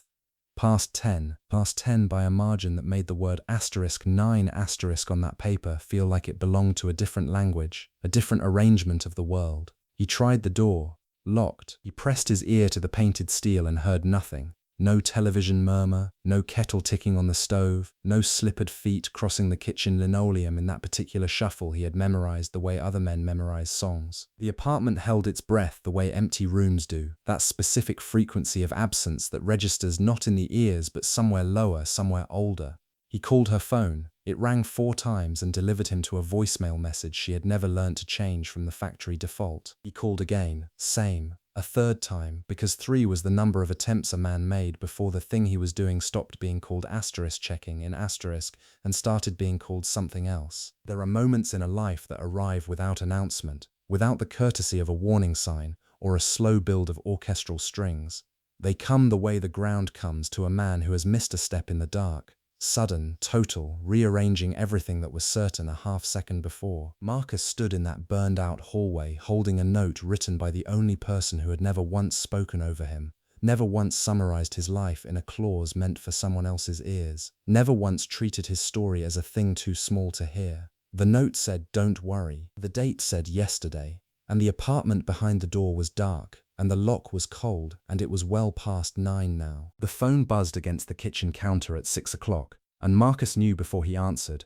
Nobody called on a Friday evening to deliver good news. It was Keisha, 23 years old, 2 kids under 5, and her voice already carrying that particular texture of someone who had rehearsed an apology 6 times before dialing. "Stomach flu," she said. Both boys had it first, and now it had found her, and she was sorry. She was so sorry. She knew it was Friday. She knew he'd already worked 40-something hours this week. She knew. Marcus told her to stop apologizing. He told her to drink ginger ale and keep the boys hydrated. He told her he'd handle it. And when he set the phone down on the counter, he stood there for a moment in the silence of his apartment, his hand still resting on the device like it was a wound he was applying pressure to. 6 hours. 6 hours of commercial dishes at the back of a diner that never slowed down on Fridays. His shoulders already held the memory of the week. Every pan, every bus tub, every mop bucket wrung out at midnight. His lower back had started speaking to him in a language he didn't want to learn, and his hands, those broad, quiet hands that could coax melody from piano keys and rust from iron railings, had been cracked and peeling since October. He could have said no. That was the thing people never understood about Marcus Webb. They mistook his willingness for inability to refuse, as though generosity were some deficiency of the spine. But Marcus had a spine made of the same iron his mother used to press clothes with at 4 in the morning. He said yes because he calculated the cost, Keisha's cost, not his own, and decided the arithmetic only worked one way. He pulled his work shirt from the back of the bathroom door where it hung still damp from yesterday's shift. It smelled like industrial soap and fryer grease, and he put it on the way a soldier puts on fatigued armor. Not with pride, not with complaint, just with the grim muscle memory of a body that understood its assignments. The drive to the diner took 11 minutes. He drove with the windows down because the November air had teeth in it, and he needed those teeth. Needed something to bite him awake, to keep the fog of exhaustion from settling behind his eyes before he even clocked in. The parking lot was almost full. Friday meant the after-church crowd, mixing with the date-night crowd, mixing with the lonely crowd, and all of them generated plates, mountains of plates, towers of glasses, silverware that multiplied like something biblical. Marcus pulled into the employee spot at the far end of the lot, killed the engine and sat, just for a moment, just long enough to notice Miss Ruby's handwriting would have looked natural on the notepad he kept in his glove box, the same careful, deliberate script of someone who believed words should cost you something to write. He shook the thought loose, went inside. The first hour moved the way first hours always do when the body hasn't agreed to be there, slow and sharp-edged, every plate heavier than it had any right to be. Marcus tied his apron, rolled his sleeves past the elbow and stepped into the steam. The dish pit was already stacked from the evening rush, the previous shift having left behind its usual gift of chaos. He said nothing about it. He never did. The sprayer hissed. The sanitizer hummed its chemical lullaby. And Marcus fell into the rhythm that had carried him through 1,000 nights just like this one. Scrape, spray, rack, push, repeat. His hands knew the choreography better than his mind did, which was both the blessing and the curse of work like this. The body could perform while the spirit drifted somewhere else entirely. By the third hour, his lower back had begun its familiar negotiation. Not pain exactly, more like a letter from a creditor, polite but insistent, reminding him of a debt that compounded nightly. His shoulders had tightened into cables, his feet had stopped being feet and had become something more abstract, two dull points of pressure that he managed to ignore by never standing still. The servers kept the plates coming. Friday meant volume. Friday meant the kind of grease that didn't yield to the first pass or the second, that required a third scrubbing with steel wool and something close to spite. Marcus gave it that third pass every time. He gave it without commentary, without sighing where anyone could hear. Somewhere around the 4th hour, he reached for a sheet pan and caught his own face in the steel. The dish pit had a strip of stainless along the back wall.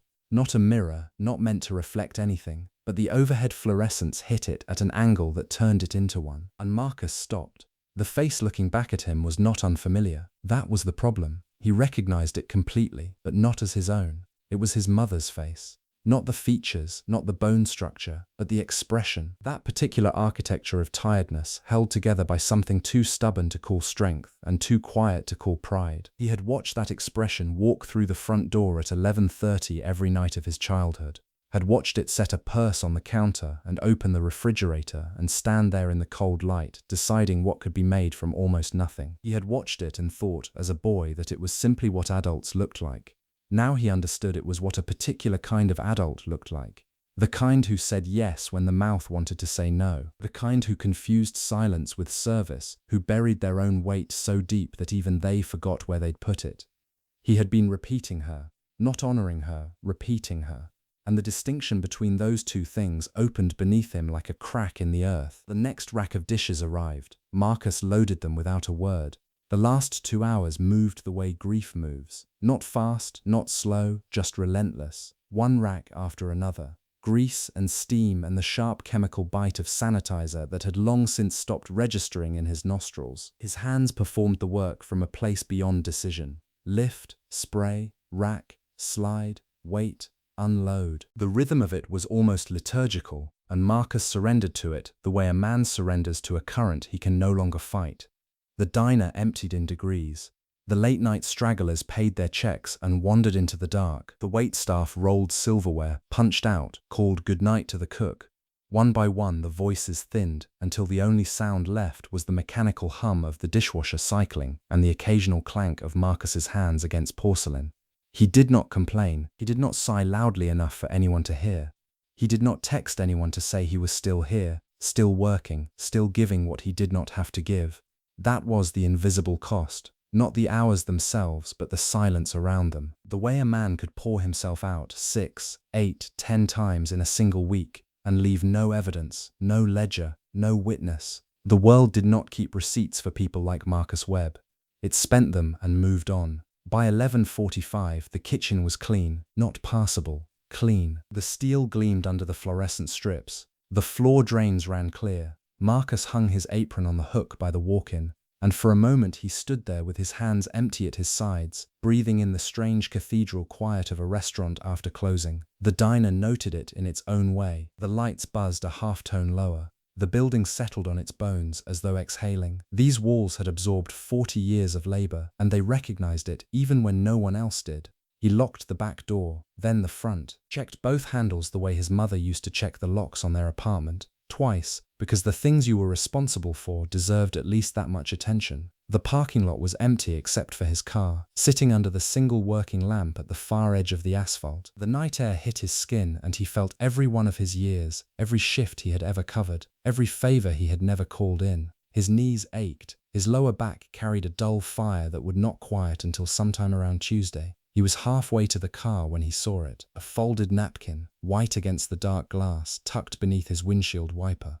The crease was deliberate, pressed with a thumbnail the way only one person he knew folded anything. Miss Ruby's handwriting, that careful slanting script she had learned in a schoolhouse that no longer existed, but she had not been anywhere near the diner tonight. He was certain of that. He unfolded it under the lamplight with hands that had stopped shaking hours ago and started again now. 4 words written in blue ink that had not yet dried. Asterisk, I know you're tired. Big Mike had a system. He scratched a small tally mark on the inside of the kitchen doorframe every time Marcus Webb did something for someone who couldn't pay him back. Nobody asked him to do it. Nobody knew about it, far as I could tell. Big Mike just started one Tuesday in November, used the edge of a butter knife to press a thin line into the wood, and then he went back to his eggs. It was the kind of record-keeping that belonged to an older world. No spreadsheet, no app, no reason behind it except that Big Mike believed certain things deserved a witness, even a silent one. I had watched Big Mike for years by then. He ran the overnight grill at Murphy's the way a lighthouse keeper tends a lamp. Not because the work was glamorous, but because someone had to hold the post. He was 6'4", 270 pounds, and he moved through that narrow kitchen like water finding its channel. He spoke maybe 40 words a shift. His eyes never stopped working. He'd seen Marcus cover the $12 tab. That was the first mark. A stranger had come in soaked and shaking, ordered the meatloaf plate, and then patted his pockets with the kind of rising panic that tells you there's no wallet and no story worth inventing. Marcus had been 3 stools down, halfway through his own coffee, and he'd leaned over and told the man to finish eating. Then he'd caught Big Mike's eye through the kitchen window and given a single nod. Put it on mine. That was all. No speech, no lesson, just a nod that cost $12 and asked for nothing back. Big Mike had dried his hands on his apron that night, walked to the doorframe, and cut the first line. The second came a week later, when Marcus stayed 2 hours past his own exhaustion to help a waitress. New girl, couldn't have been more than 19, understand the bus schedule so she wouldn't have to walk home through Grady Park at 1 in the morning. He'd drawn her a map on a napkin, listed the transfer points, then waited at the window until her bus actually came. Big Mike watched him do it, the way people watch things that matter, not with admiration exactly, but with the careful attention a man gives to evidence he might need later. The third mark. The fourth. They accumulated through winter like snow on a sill. Marcus tutored a dishwasher's son in algebra at the corner booth. Thursday nights, textbook propped against the sugar caddy. He covered a half shift for a cook who'd gotten bad news from a doctor and couldn't stop his hands from trembling. He sat with old Hattie Baines for an entire hour one Sunday morning, saying almost nothing, just sitting, because her grandson had stopped calling and silence shared is different from silence endured. Big Mike carved each one into the wood and said nothing about any of them. And Marcus had no idea the doorframe was keeping score. The thing about a diner is that it talks, not in any one voice, and never all at once, but in the way rivers talk, current passing over current, moving the same stones inch by inch until the landscape is different and nobody can say exactly when it changed. It started with Linda Reeves. She mentioned to Big Mike, offhand, while waiting on her usual eggs over easy, that Marcus had walked her to her car 3 weeks running when her ex-husband started parking across the street again. She said it the way people say things they've been carrying alone too long. Quickly, almost embarrassed, like the kindness itself was something fragile that might break if she held it up to the light. Big Mike nodded, filed it. Then it was Curtis, the retired postman who came in every morning at 6:15, with a crossword he'd already finished at home but pretended to struggle with so he'd have a reason to stay. Curtis told the Tuesday breakfast crowd that Marcus had driven 40 minutes to a pharmacy in Brockton because they were the only one that carried Curtis's wife's medication at a price that didn't make his pension weep. Marcus had never mentioned it. Curtis only found out because the pharmacist asked him, next visit, how his friend with the quiet voice was doing, and Terry, and old Mr. Sandoval, and the woman who delivered the bread on Wednesday mornings, whose name nobody could ever quite remember, but whose daughter Marcus had helped fill out college applications at that same corner booth, the one with the torn vinyl that management never fixed because fixing it would have meant admitting it mattered. The $12 meal, the one Marcus had covered for a stranger passing through on a night when the rain sounded personal. That was the story everybody already knew. It had become shorthand at Murphy's, a unit of measurement.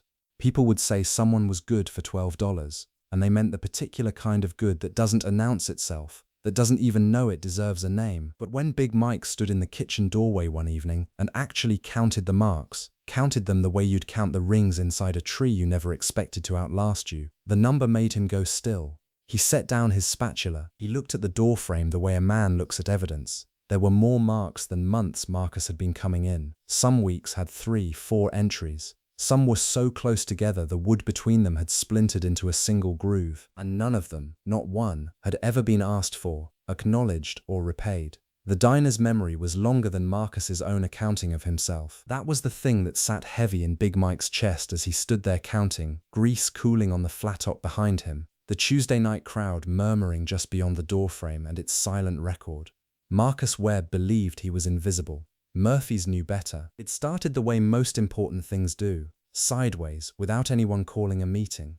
Linda Pack mentioned it first. She was wiping down the counter one Thursday, talking to no one in particular, when she said she'd seen Marcus walk Mrs. Delacroix to her car in the rain 3 weeks running, held an umbrella over her groceries, didn't have one for himself. Linda said it like she was commenting on the weather, but she said it twice, which meant it had taken up residence somewhere behind her ribs. Then Gene Hubbard, who drove a delivery truck and only came in for coffee he didn't need, said Marcus had spent 40 minutes helping him understand the disability paperwork the VA kept sending back. 40 minutes on a Sunday. Marcus had no connection to the VA, no expertise in federal forms. He just sat down, read every line, and refused to leave until the language made sense to a man whose hands shook too much to hold the pen steady. Carla, the night waitress with the bad knee and worse ex-husband, said Marcus had been covering her Sunday doubles for a month, not swapping, covering. He'd work his shift, then stay for hers, then leave before the morning crew arrived so no one had to say thank you. She'd only found out because the schedule didn't lie the way Marcus did. One by one, they brought their pieces to the counter like offerings laid before a thing they didn't have a name for yet. The stories were small individually. A ride given, a bill intercepted, a conversation held with someone everyone else had stopped talking to. But together they formed something with weight and shape, something that filled the room the way bread fills an oven, slowly, then all at once until the air itself changed. Big Mike listened to every account. He stood behind the pass-through window with his arms crossed and his face unreadable, and he let Murphy's do what Murphy's had always done. He let it remember, because a diner like that, cracked vinyl, humming fluorescents, coffee that tasted like it had opinions, a place like that didn't forget. It absorbed every kindness Marcus had slipped through the cracks when he thought nobody was keeping score, had soaked into the linoleum, the doorframe, the people who sat in those booths night after night watching a man pour himself out like water into dry ground. Marcus didn't know any of this. He came in for his Tuesday shift that evening, tied on his apron, nodded at Big Mike through the window, and got to work. Same as always. No ceremony, no expectation. He moved through that diner the way he moved through his life, like a man who had made peace with going unwitnessed. Big Mike didn't know what was coming for Marcus Webb. None of them did. But he knew this much. When it arrived, that diner would remember every tally mark, and $12 was about to become the most expensive debt Murphy's ever decided to repay. Walter Okafor had not sat in booth number 4 since the night a stranger's kindness had made him feel, for the first time in 11 months, like a man worth feeding. 6 weeks had passed since then. 42 days. I knew this because Walter had counted every one of them the way a man counts the steps between the edge of a cliff and solid ground, backward, carefully, aware that each number carried weight. He had driven past Murphy's diner 9 times in those 6 weeks, slowed the car twice, pulled into the lot once on a Thursday, then sat with the engine running until the dashboard clock read numbers he could use as an excuse to leave. Too late. Kitchen's probably closing. He'd reversed out slowly, headlights sweeping the front window where the neon sign buzzed its permanent argument with the dark. But a Tuesday came. There was always a Tuesday, in my experience, when the excuses ran dry and the questions didn't. He parked in the same spot, third space from the door, driver's side facing the street, the way Diane had always insisted because she liked to watch people walk by while they waited for their food. 11 months since Diane. He did not say her name as he turned off the engine, but his hands stayed on the wheel a moment longer than they needed to, and that was the same thing. The diner smelled exactly as it had before, grease and coffee, and the faint metallic sweetness of the industrial dishwasher running in the back, pushing steam through the kitchen pass. The same television mounted in the corner, tuned to a game nobody was watching. The same 3 stools occupied at the counter by men who seemed to have been poured into their seats and left to set.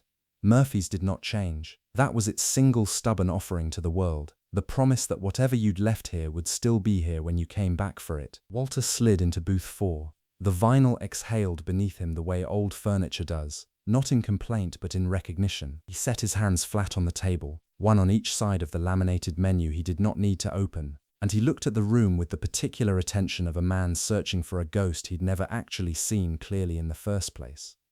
He ordered the meatloaf plate, same as before. Big Mike took the order himself, not because the waitress wasn't working, she was, but because he'd seen Walter come in, and something in the way the man walked told him this visit carried cargo.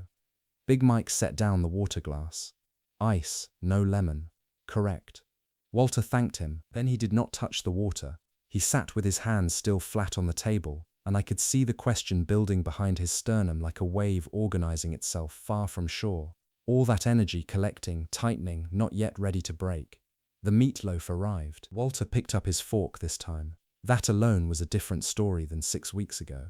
He ate slowly, not the way a man eats when he's savoring something, but the way a man eats when he's proving to himself that he can. Each bite deliberate, each swallow an act of minor reconstruction. Halfway through the plate, he set the fork down and looked up at Big Mike, who was wiping the counter with a rag that had never once made anything cleaner. 6 weeks ago, Walter said. I was in here, this booth. Big Mike kept wiping, but his hands slowed. Someone paid my tab. The girl at the register said it was the dishwasher. Big Mike stopped wiping. He folded the rag once, then again, and set it down with the care of a man putting away something fragile. He looked at Walter for a long moment, not sizing him up, not deciding whether to answer, deciding how much of the truth a stranger deserved. Some people carry other people's stories like borrowed china. Big Mike had learned which hands to trust. Marcus, he said. The name came out plain, no fanfare, a stone dropped in still water. Kid works my back kitchen, been here about 4 months.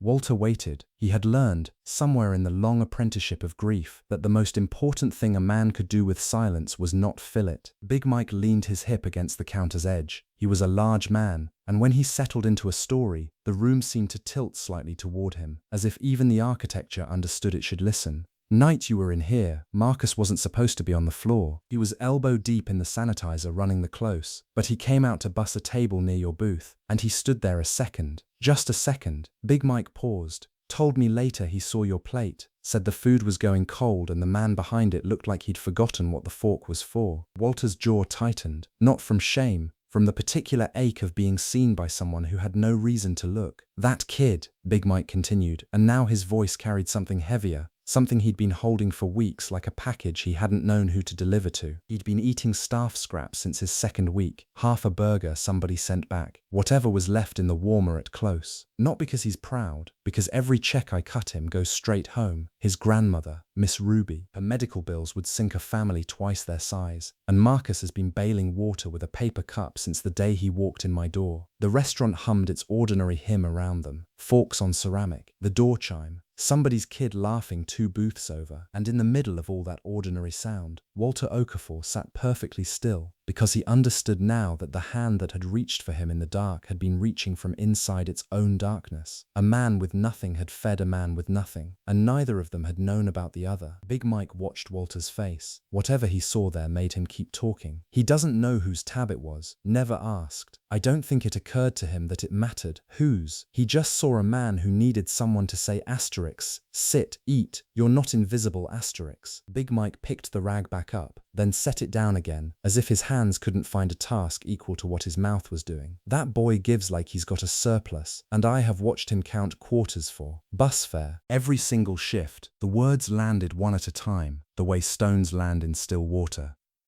Walter did not move. He sat with both hands flat on the table, the way a man sits when the ground has shifted beneath him and he needs to feel something solid. Big Mike was not a sentimental man. He had tended bar for 19 years, and sentiment was something he wrung out of his rag at the end of every shift. But he stood there, towel forgotten, watching Walter Okafor, the way a person watches a weather system decide what it's going to become. His grandmother raised him, Big Mike said. Mother situation, I don't ask. He told me once she sings hymns to herself while she does the crossword, even now, even with the bills eating them alive. He said it like it was the most important fact in the world, not the debt, the singing. Walter closed his eyes, not to shut anything out, to let it settle somewhere deeper than sight could reach. 6 weeks. He had carried this meal in his chest for 6 weeks, not the food but the fact of it, the unearned mercy of a stranger who had looked at a man drowning in a booth and decided, without audience and without explanation, that the drowning should stop. Walter had rebuilt himself on the memory, had shaved the next morning, had called his daughter, had driven to the storage unit where Diane's things waited and opened one box, just one, and held her reading glasses to the light, and survived it. All because a dishwasher he had never met chose to see him, and now he learned that the boy who had pulled him from the water had been drowning too, had been eating scraps, counting quarters, sending every dime to a woman who sang hymns over crossword puzzles in a house that medical debt was swallowing whole. Walter opened his eyes. There was something in them that Big Mike had not seen before. Not in Walter, not in anyone who had ever sat at his bar. It was not gratitude. Gratitude was too small a word, too domesticated. This was something older, something with architecture in it. His name, Walter said, not a question, a confirmation. Marcus Webb.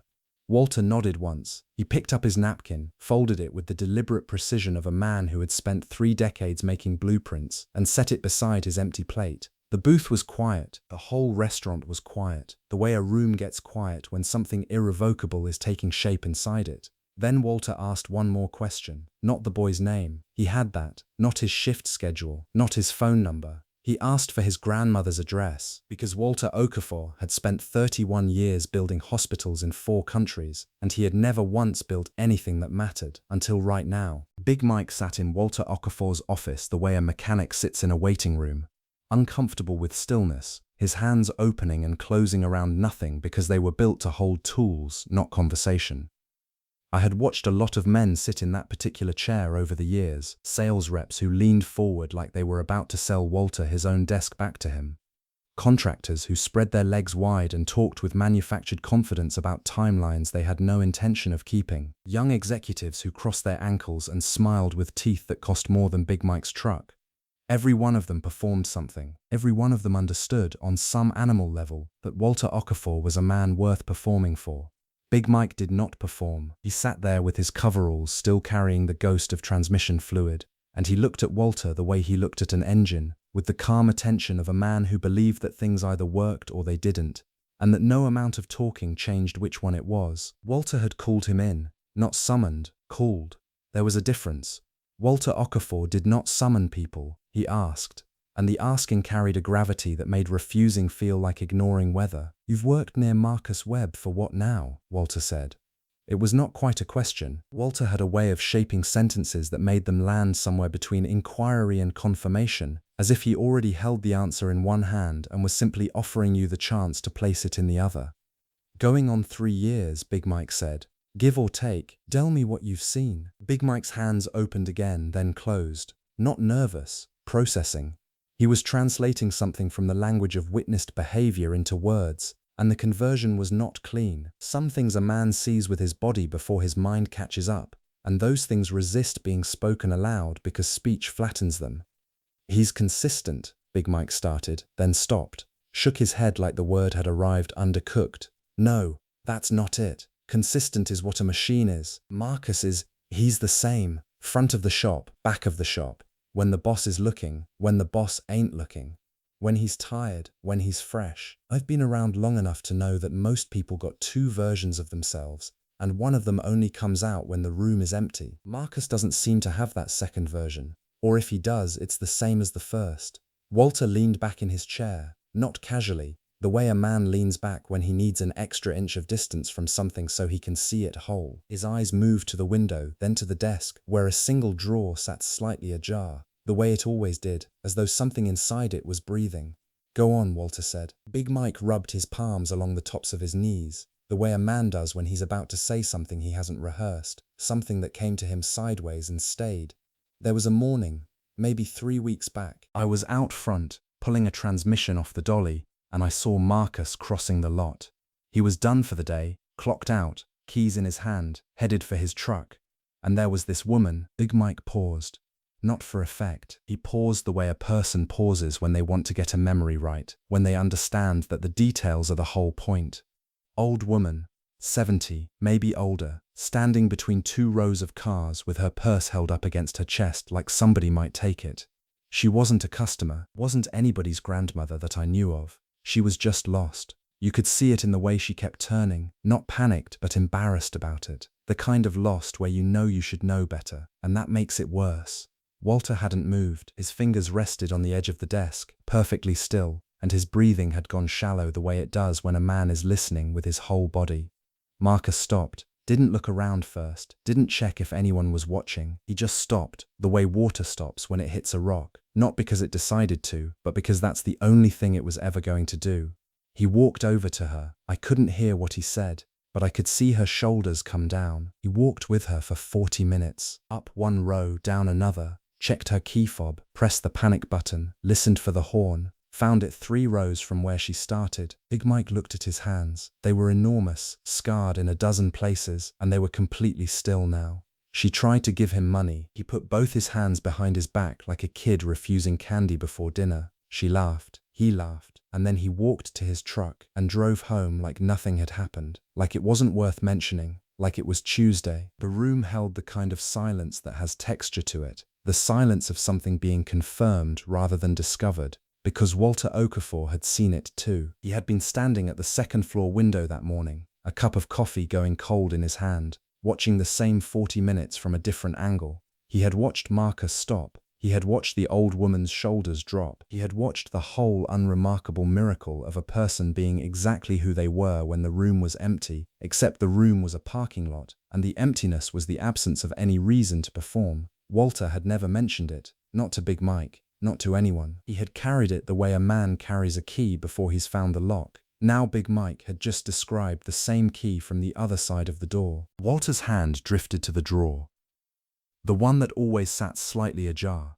He pulled it open slowly, the way a man opens something he has opened 100 times in private. The drawer had a sound, a small wooden exhale, a breath it had been holding, and Big Mike watched Walter's face change, not dramatically, not the way faces change in movies. It was more like watching a season turn. Something behind the eyes shifted from winter to the raw, uncertain edge of March. The folder was manila, unremarkable. The kind of thing that lived and died in offices every day without ceremony. Walter lifted it with both hands, and Big Mike noticed the care in that gesture, the way a person holds something that belongs to someone who is no longer here to hold it themselves. He slid it across the desk. Big Mike looked down at the tab. The handwriting was small and precise, the letters leaning slightly forward, as if they were walking somewhere with purpose. 2 words. He read them, and then he read them again, and then he sat very still. Diane wrote that, Walter said. His voice had dropped into a register Big Mike had never heard from him before. Not business, not authority, not even grief exactly. It was the sound of a man standing at the edge of a decision he had been circling for years. 6 months before she passed. She told me I'd know who it was for when I stopped looking and started seeing. Big Mike didn't touch the folder. He understood, without anyone explaining it to him, that this was not his to touch yet. Maybe not ever. He was a witness, not a participant, and some moments asked you to be exactly that and nothing more. I've been wrong before, Walter continued. He was not looking at Big Mike now. He was looking at the folder, at the handwriting, at the ghost of a woman who had spent 31 years watching him build something, and had known, before he did, that the building was never the point. The point was who you handed the keys to when your hands got tired. I've sat across from men in suits who could talk circles around Marcus Webb. Men with degrees, men with plans, men who performed so well I almost believed they were real. He paused. The office held its breath. But Diane used to say something. She said the real thing, the version of a person that showed up when no one was testing them. That was the only version worth trusting. Every other version was just audition tape. Walter placed one finger on the folder and pushed it 1/2 inch closer to Big Mike. You just described the real thing to me, and you didn't even know you were doing it. Big Mike looked down at the tab again. Diane Okafor's handwriting. 2 words, written 6 months before she died. Asterisk succession plan, and underneath, in pencil so faint it was almost invisible, a name she could not possibly have known yet. It said Marcus asterisk. The video arrived at 11:14 on a Tuesday morning, a silver Nissan Altima with a dent above the rear wheel well, Jerome's hand slapping the hood like he was christening a ship. I watched Marcus receive it, watched the way his thumb hovered before pressing play, the way he tilted his phone slightly away from the window of Walter's shop, as though the screen contained something private. Not private like a secret, private like a wound you hadn't decided how to name yet. Jerome had filmed it in portrait mode. The camera shook with the particular tremor of a man who could not hold still inside his own excitement. He walked the length of the car the way realtors walk through open houses, palm grazing the roofline, fingers trailing across the trunk as though touching something holy. The Altima sat in a parking lot I recognized. Cracked asphalt, a chain-link fence threaded with plastic slats that had gone chalky in the sun. There was a string of multicolored pennants overhead, the kind that only fly above places where money goes to die slowly, and Jerome moved beneath them like they were cathedral banners. "This mine," he said in the video. Not a question, a planting of a flag. Marcus played it once with the volume low, almost below hearing, as though he could soften whatever the video meant by keeping Jerome's voice at a whisper. His face did something I had seen before, in hospital waiting rooms, in courthouses, in the quiet seconds after someone tells you they've chosen a direction and that direction is away from you. His expression didn't collapse. It organized itself into something careful and flat, the way water goes still just before it freezes. He played it again. The second time, I noticed what Marcus noticed. His eyes tracked not Jerome's hand on the hood, not the grin that split Jerome's face into something almost boyish, but the edges of the frame, the plate frame. It read Easy Drive Auto in yellow block letters.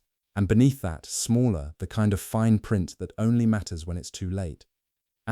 Everyone drives, everyone pays. A buy here, pay here lot. The sort of place that extended credit the way a fishhook extends into open water. The giving was the trap. Marcus knew those lots. He had grown up in their orbit, watched men in his neighborhood drive cars that gleamed for 6 months and then vanished from driveways overnight, repossessed so quietly the owners sometimes believed the vehicles had been stolen. 23% interest, sometimes 26%. Weekly payments structured so that missing one, just one, activated a clause that turned ownership back into a loan and a loan back into a leash. Jerome didn't know that, or he knew and had decided the knowing didn't matter because the car was real and it was his and it was now. Marcus's thumb rested on the screen. The video ended. Jerome's frozen grin stared up from the glass. Then the text arrived. This is what moves look like. Not buying old men coffee. 9 words, no emoji, me own punctuation beyond the period. Jerome had typed it the way a man drives a nail. Single stroke, flush to the surface, nothing wasted. Marcus read it once. Then he read it again. Slower, the way a person rereads a sentence not because they missed the meaning, but because they're trying to locate the exact place it entered them. He set the phone face down on the kitchen counter. The apartment was quiet. Miss Ruby was at her Thursday morning Bible study, which meant Marcus was alone with the sentence and the frozen grin and the silver Altima that gleamed under a dealership sky, like something that had already been lost and simply hadn't realized it yet. He stood at the counter for a long time. The refrigerator hummed its one dull note. A faucet in the bathroom produced its slow, arrhythmic drip, the cadence of a clock that had given up on keeping honest time. Jerome wasn't being cruel. That was the part that settled heaviest. Cruelty required effort, a conscious sharpening. Jerome's text carried something worse, the absolute, frictionless certainty of a man who believed he had already won the argument. The car was evidence. The car was verdict. The car said, I am moving, and you are still standing in the same kitchen where I left you, pouring coffee for a stranger who can give you nothing. And the strange thing, the thing Marcus would not have been able to explain to anyone, least of all Jerome, was that the text was almost right. By every visible measure, Jerome was winning.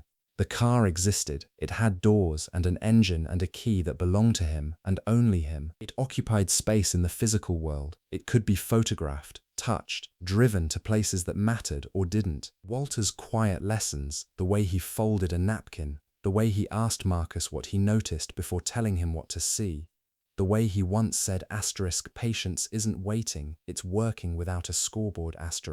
Those things occupied no space at all. They couldn't be photographed. They fit in no driveway. But Marcus had been learning something about driveways. about the things that sat in them and the things that didn't. Walter had taught him, without ever saying it directly, that the most expensive things a man could own were the ones that required an audience to hold their value. A car needed to be seen. A reputation needed to be announced. A victory needed a loser standing nearby, quiet and measured, for the win to register. And Jerome needed Marcus to be that loser. Needed it badly enough to send the video. Needed it badly enough to type the 9 words. Marcus picked the phone back up. He watched the video a second time. Not Jerome's grin this time. He was looking at the plate frame, the dealership name in chrome block letters. He recognized it. Capital Auto Sales. The lot on Reisterstown Road with the inflatable gorilla on the roof and the banner that read "Everyone Approved" in letters large enough to read from the highway. Marcus knew the place because Miss Ruby had warned him about it years ago, back when he'd been 16 and already dreaming about wheels. She'd pointed at the lot from the bus window and said, "That's where they sell you freedom on a leash." He hadn't understood her then. He understood her now. 23%, maybe higher. The kind of interest rate that turned a $6,000 car into a $17,000 anchor over 60 months. The kind of contract that punished a single missed payment with penalties that bred like bacteria, doubling the damage before a man even opened the envelope. Marcus had never sat across a desk from a loan officer, but Walter had explained compound interest to him one morning over chess, not to teach him finance, but because Walter believed a man should understand the mechanics of the traps laid for him before he ever walked near one. Asterisk, they don't need you to fail, Walter had said, moving his bishop 3 squares. Asterisk, they just need you to sign. Jerome had signed and driven the car off the lot and filmed himself slapping the hood and sent it to the one person whose silence would confirm that the purchase meant something. The follow-up text sat beneath the video like a caption in a museum. Asterisk, this is what moves look like. Not buying old men coffee. 9 words. Not cruel, exactly. Jerome hadn't been trying to wound. That would have required him to believe Marcus had something worth wounding. The text was a correction, a recalibration of the hierarchy Jerome carried in his head, the one where forward motion was visible and loud and came with monthly payments, and anything quieter than an engine turning over was stalling. Standing still, losing. Marcus read the 9 words a third time. He felt the old pull, the gravity of a response, the need to defend the hours spent in Walter's kitchen, the mornings showing up when nothing was promised and nothing was owed. The ache sat low in his chest, not sharp but heavy, the kind of weight that came from watching someone you once walked beside sprint towards something that would slow them down for years. He did not type back, not because he had nothing to say, because the things he might have said, about interest rates, about leashes, about the difference between motion and progress, would have sounded like jealousy to a man holding new keys. And maybe that was the cruelest geometry of it all. The truth looked exactly like envy from the driver's seat. Jerome had a car. Marcus had a debt he couldn't name to a man who never invoiced him.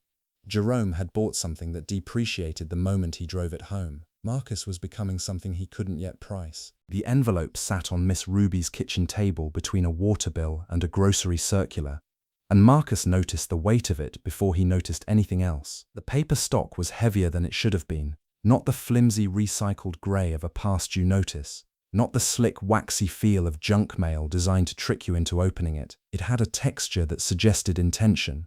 Someone had chosen this paper. Someone had fed it through a printer that cost more than his truck. But Marcus sorted it into the bad news pile anyway, because that was the only pile he had ever known. There is a particular education that comes from a lifetime of envelopes. Marcus had received his first collections letter at 19, a dental bill from a clinic he'd visited once for an abscess that had swollen his jaw shut. He remembered the language, the way the sentences started with phrases like failure to remit and further action. He remembered how the letters always arrived in envelopes just sturdy enough to survive the postal system, never sturdy enough to suggest that anyone on the other end cared whether you lived through what was inside. By 25, he could identify a creditor's letter by the way it sat in his hand. By 30, he no longer needed to open them to know what they said.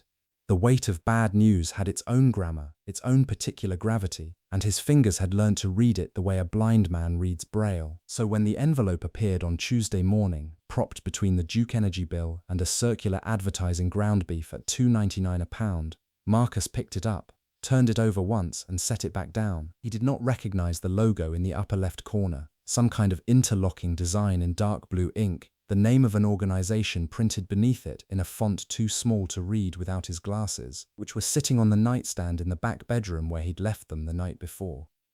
He told himself he would open it later. He told himself it was probably nothing, and both of those things were habits so deeply worn into him that they functioned less like thoughts and more like reflexes. The automatic flinch of a man who had learned early that the world's attention was rarely a kindness. Miss Ruby had watched him set the envelope down. She was standing at the stove with a wooden spoon in one hand, stirring grits that did not need stirring, and she said nothing. She had her own education in envelopes. She had opened enough of them in 78 years to know that the ones you ignored had a way of mattering most. But she also knew her grandson, knew the architecture of his caution, knew that pushing him toward a sealed envelope was like pushing a man toward a door he'd been hurt behind before. So she stirred her grits and let the silence do what silence does in a kitchen where two people love each other enough to leave certain things alone. The envelope sat there through Tuesday. It sat there through Wednesday. On Thursday evening, Marcus came through the back door with engine grease still mapped across his knuckles, and the particular fatigue of a man who had spent 9 hours beneath other people's problems. He set his keys on the counter. He filled a glass of water from the tap and drank it standing up, the way tired men do. And when he set the glass down, his eyes caught the envelope again. It had migrated slightly. Miss Ruby had moved it when she wiped the table, and now it sat alone, the water bill and the circular having been dealt with days ago. Just the one envelope remaining, cream-colored and patient, like something that had decided to wait him out. He picked it up the way a person picks up a stone they suspect might be heavier than it looks. Turned it over. No window, no red ink, no past due stamp screaming from the corner. The return address was set in clean navy type, a name he didn't recognize, something with the word foundation in it, and a street address in a part of the city where people endowed things. He slid his thumb under the flap and tore it open, standing right there at the counter, because if it was bad news he wanted to absorb it on his feet. The letter was one page, single-spaced. The letterhead matched the envelope, that same navy ink, precise and deliberate, the kind of typography that cost money to print because the people behind it had money to spend. He read the first line, then he read it again. It was not a bill, it was not a lien or a collections notice or a summons or any of the dozen varieties of trouble that arrive in envelopes and rearrange a week. It was a notification. The Hargrove Foundation for Community Development was writing to inform him, and the word inform sat strange in his mouth, because no one had ever informed Marcus of anything good, that he had been nominated for its annual leadership grant, that his nomination had been reviewed, that a committee of people he had never met had read about the things he did and decided those things warranted recognition. He looked for the catch. He scanned for the fine print, the processing fee, the request for a social security number that would mark it as fraud. There was none. There was only a paragraph describing the grant's purpose, a sentence about a formal interview, and at the very bottom of the page, beneath the signature of someone whose title took up 2 lines, a single line in italics, asterisk nominated by Walter A. Okafor. Marcus read the name and his breath stopped somewhere between his chest and his throat, caught on something he could not have named if God himself had asked. Walter, the man with the heavy bags and the heavier silence, the man who stood in his own kitchen and wept without apology while Marcus held still beside him, doing nothing more extraordinary than refusing to leave. He turned the page over, certain there had to be more. There was not, but stapled behind it was a second sheet, and on that sheet was a number. The number sat on the page like something that had wandered in from someone else's life and gotten lost. Marcus read it once, then again, then a third time, slower, the way a man might reread a sentence in a foreign language, hoping the meaning would rearrange itself into something he recognized. It did not rearrange. It stayed exactly where it was, printed in clean black ink on paper heavier than any paper that had ever entered Miss Ruby's kitchen before. A number with enough zeros to make the walls of the house seem thinner, the ceiling lower, the whole structure suddenly too small to hold what had just walked through its door. $50,000. He set the letter down on the table, picked it up again, set it down. His hands had begun to tremble, not violently, not the way hands shake in movies when a man gets news, but in that quieter way, the involuntary negotiation between a body that understood and a mind that refused to. The tremor started in his fingers and climbed through his wrists and settled somewhere behind his sternum, where it became something else entirely, something without a name, something closer to vertigo than joy. He pulled out a chair and sat down because his legs had made the decision for him. There are men who spend entire lives building toward a single validation, who architect their days around the moment someone will finally see them and say, yes, what you did mattered. Marcus Webb was not one of those men. He had carried Walter Okafor's groceries because the bags were heavy and the man was alone. He had stayed in that kitchen because leaving felt like a kind of violence he was unwilling to commit. He had not written his name on any of it. He had not kept receipts. He had moved through the world the way water moves through soil, downward, invisible, asking nothing of the root systems it happened to reach. And now the water table had shifted. Something was rising. He looked at Walter's name again, printed at the bottom of that first page in clean bureaucratic type, and he thought about the afternoon in the kitchen. The way Walter's shoulders had dropped, the groceries sweating on the counter, the silence that had cost Marcus nothing to give and Walter everything to accept. He had believed that afternoon was finished, settled, a small thing that lived and died in a stranger's kitchen on an unremarkable Tuesday. He had been wrong. Marcus Webb had spent years sending pieces of himself into the world. Time, labor, patience, presence, like letters sealed and stamped and dropped into a box with no return address. He had never expected them back, had never checked the mailbox hoping, had never once considered that the world kept copies. His hands would not stop shaking. The mail, it turned out, ran both directions. The oil stain was still there, a dark, kidney-shaped mark on the asphalt where Jerome's Buick had leaked transmission fluid for 3 years straight, and now it was the only proof the car had ever existed.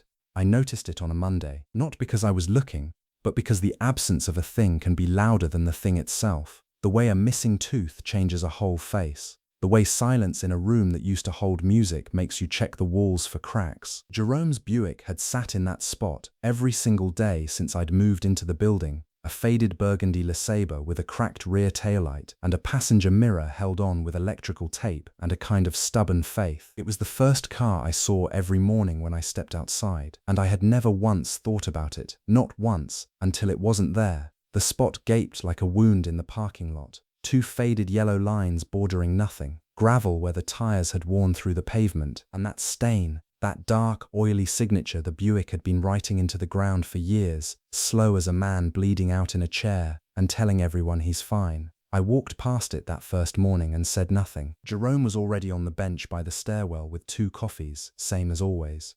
He handed me mine without looking up.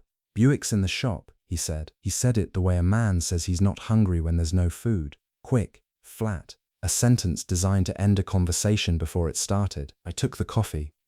All right, that was Monday. By Wednesday the spot was still empty, and Jerome was still bringing coffee. He arrived earlier now, which I noticed because the bench was cold and dry when I came down at 6:15, meaning he'd been sitting on it long enough to warm the wood with his own body heat, meaning he'd walked, meaning whatever shop the Buick was supposedly sitting in didn't have a loaner, or a timeline, or, and this was the thought I kept pushing to the edges, a Buick at all.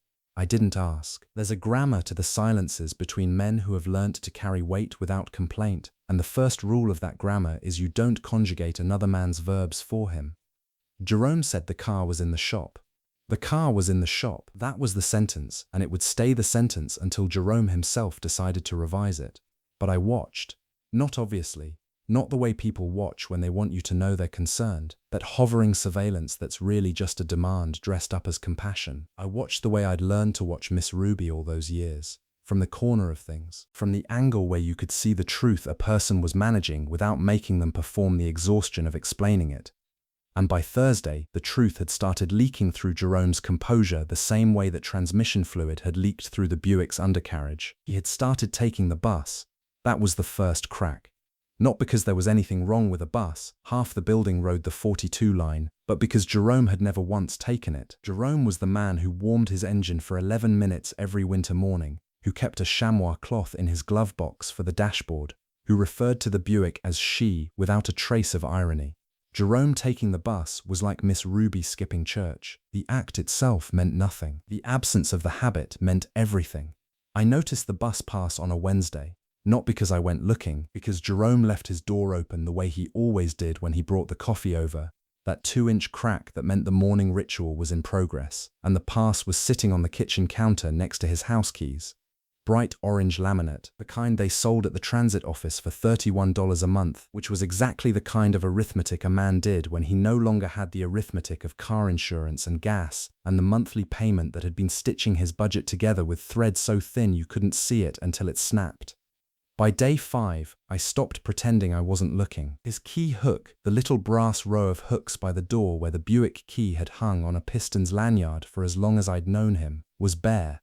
Not just missing the car key, bare entirely. He'd taken down the lanyard too, the way a person removes a photograph after a funeral. Not because they want to forget, but because the remembering has become a specific kind of blade they can't keep pressing against.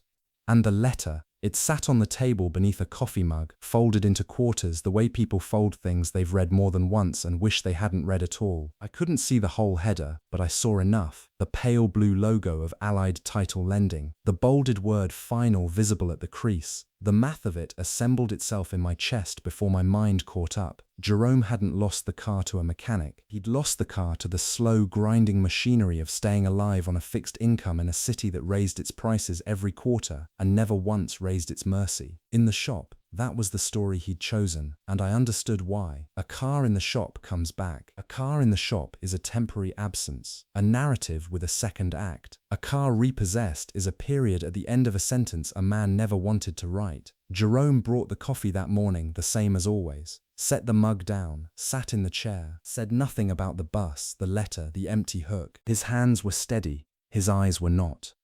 And I understood then that the parking spot wasn't what I should have been watching. It was what Jerome was going to lose next. On the 6th day, I watched Jerome wait for the number 9 bus in a rain that came sideways, the kind that finds the gap between collar and neck like it has a personal grievance. He stood with his shoulders squared and his chin level, the posture of a man who refused to look like what he was. Stranded. The bus was 11 minutes late. Jerome never shifted his weight. He held that concrete stillness, the way a boxer holds his hands up in the 12th round. Not because he believes he can win, but because dropping them would mean something worse than losing. By the 7th morning, the coffee ritual had grown a new silence inside its old silence. Jerome still arrived at 6:45, still set the mug on the arm of the porch chair, still lowered himself into the seat like a man easing into water he knew was cold. But something behind his sternum had thinned. I could see it in the way he held the mug with both hands now, not for warmth but for weight. As though without something solid between his palms he might discover they were shaking. I never asked. That was the covenant between them, between all men who had carried loads long enough to develop a theology around silence. Asking would have been a kindness shaped exactly like a wound, so I let the empty spots sit there in the corner of every conversation, the way you let a death sit in a room, acknowledging it with the quality of your quiet rather than the clumsiness of your words. On the 8th morning, I pulled my truck out of its usual place and parked it one spot over, closer to Jerome's door, close enough that the passenger side nearly kissed the curb where Jerome now stood each dawn waiting for the number 9. I had never parked there in 4 years. Jerome would notice. Jerome noticed everything. It was the blessing and the curse of a man whose dignity depended on reading rooms before they read him. I left the keys on my kitchen table, not hidden, not displayed, just resting on the wood beside the salt shaker, in the exact spot where Jerome set the coffee every morning. He would see them the way I had seen the oil stain, not all at once, but with a slow recognition that rearranges the furniture inside your chest. I did not leave a note. A note would have made it charity. The keys alone, sitting where the coffee went, made it something else, a sentence in a language we had spent years learning to speak without opening our mouths. Because I had done the math Jerome thought he was hiding. The title loan was the car, the next letter would be the apartment, and the one after that would be the last thing a man like Jerome had left to lose. The thing no repo agent could tow away, but poverty could dissolve like sugar in rainwater. The next thing Jerome lost wouldn't be made of metal, and I had already decided that would not happen quietly. Marcus stood outside the building for a full 2 minutes, and in that time he checked the address on his phone 3 times because the numbers made sense but nothing else did. The storefront sat wedged between a laundromat bleeding the smell of industrial detergent onto the sidewalk, and a check cashing place with bulletproof glass, so thick it warped the cashier's face into something not quite human. A paper sign in the window read *Okafor Community Works* in plain black letters. Not etched, not backlit, not designed by anyone who'd ever heard the word branding, just printed, taped at the corners. One corner had come loose and curled inward like it was embarrassed to be seen. This was where a man who wrote 6-figure checks operated from. Marcus pocketed his phone. He had built an image in his mind on the drive over, something glass-fronted maybe, or at least brick with restored character, the kind of place that whispered philanthropy in a voice educated enough to use the word. He had pictured a reception area with someone whose job was to smile at you and offer water from a pitcher with cucumber slices floating in it. He had pictured what power was supposed to look like, because he had spent his whole life studying power from the outside and he thought he knew its architecture by now. The door was unlocked. No buzzer, no receptionist, just a narrow hallway with fluorescent lighting that hummed at the frequency of public schools and government offices, the frequency of places where money went to work instead of to show. The linoleum had been mopped recently, he could smell the pine cleaner, and the walls on either side had been painted a shade of yellow that someone had chosen not because it was beautiful, but because it was warm enough to keep a room from feeling like a clinic. He walked slowly, not because he was afraid, because something in the building's modesty had shifted the weight beneath his ribs, turned his cautious readiness into something closer to vigilance. A man who could write those numbers and chose to sit here, that was a man whose motives you could not map with the usual instruments. Wealth that hid was either humble or strategic, and Marcus had met too few humble men to bet on it. The hallway opened into a wider room, filing cabinets along one wall, a coffee pot on a folding table, half full, the orange light still glowing, a whiteboard with columns of names and dates written in 3 different colors of marker, some circled, some crossed through, and across from all of it, covering nearly the entire opposite wall from floor to ceiling, photographs, dozens of them, maybe 100. Marcus stopped walking. He had not expected the photographs to do what they did to him, had not prepared for it, had no defense built for it. Because the wall was not decorated, the wall was testifying. Young men in hard hats and safety vests, standing in front of job sites. Young men holding certificates, their postures stiff with a pride they hadn't yet learned to wear comfortably. Young men shaking hands with foremen, with inspectors, with Walter himself. Walter in a dozen different seasons. Thinner in some, grayer in others, but always the same expression, which was no expression at all. Not performing joy, not performing generosity, just present, just there, beside them, the way a wall is there beside a door. Marcus moved along the photographs, the way a man moves through a museum when the exhibit is about his own country. Slowly, with the kind of attention that costs something. He saw before and after shots. He saw group photos where the young men stood shoulder to shoulder in matching company polos, the name Okafor Builds stitched across the breast pockets. He saw a framed newspaper clipping, yellowed at the edges, the headline reading Local Non-Profit Places 200th Graduate in Full-Time Trade Work. The date on the clipping was 7 years old. 7 years, and Marcus had never heard the name. That fact alone was a kind of sermon. And then he saw the photograph that stopped his breathing. 3rd row from the top. 2nd from the left, a young man in a construction vest the color of a traffic cone, standing beside the skeleton of a house frame, one hand resting on a 2x4 like it was the shoulder of someone he loved. He was grinning, not smiling, grinning, the way people grin when they have surprised themselves so completely that the face has no other option. Marcus knew that grin. He had watched it develop over years, watched it appear and disappear across the worst stretch of asphalt in the neighborhood where he'd grown up. Jerome Watts. Jerome, who used to run corners on Clifford Avenue. Jerome, who Marcus's mother had once pointed to through a window and said, "Asterisk, that boy is not lost. He is just standing in a dark room and nobody has opened the door." Asterisk Jerome, who vanished from the block one winter, and whom everyone assumed had been swallowed by the system the way the system swallowed young men, quietly, without ceremony, without anyone publishing the results. But Jerome had not been swallowed. Jerome had been found. Jerome was standing in that photograph with sawdust on his boots and a future framed around him in raw lumber, and the man who had opened the door was nowhere in the shot because Walter Okafor, apparently, did not stand in his own pictures. Marcus felt something shift behind his ribs. Not emotion exactly.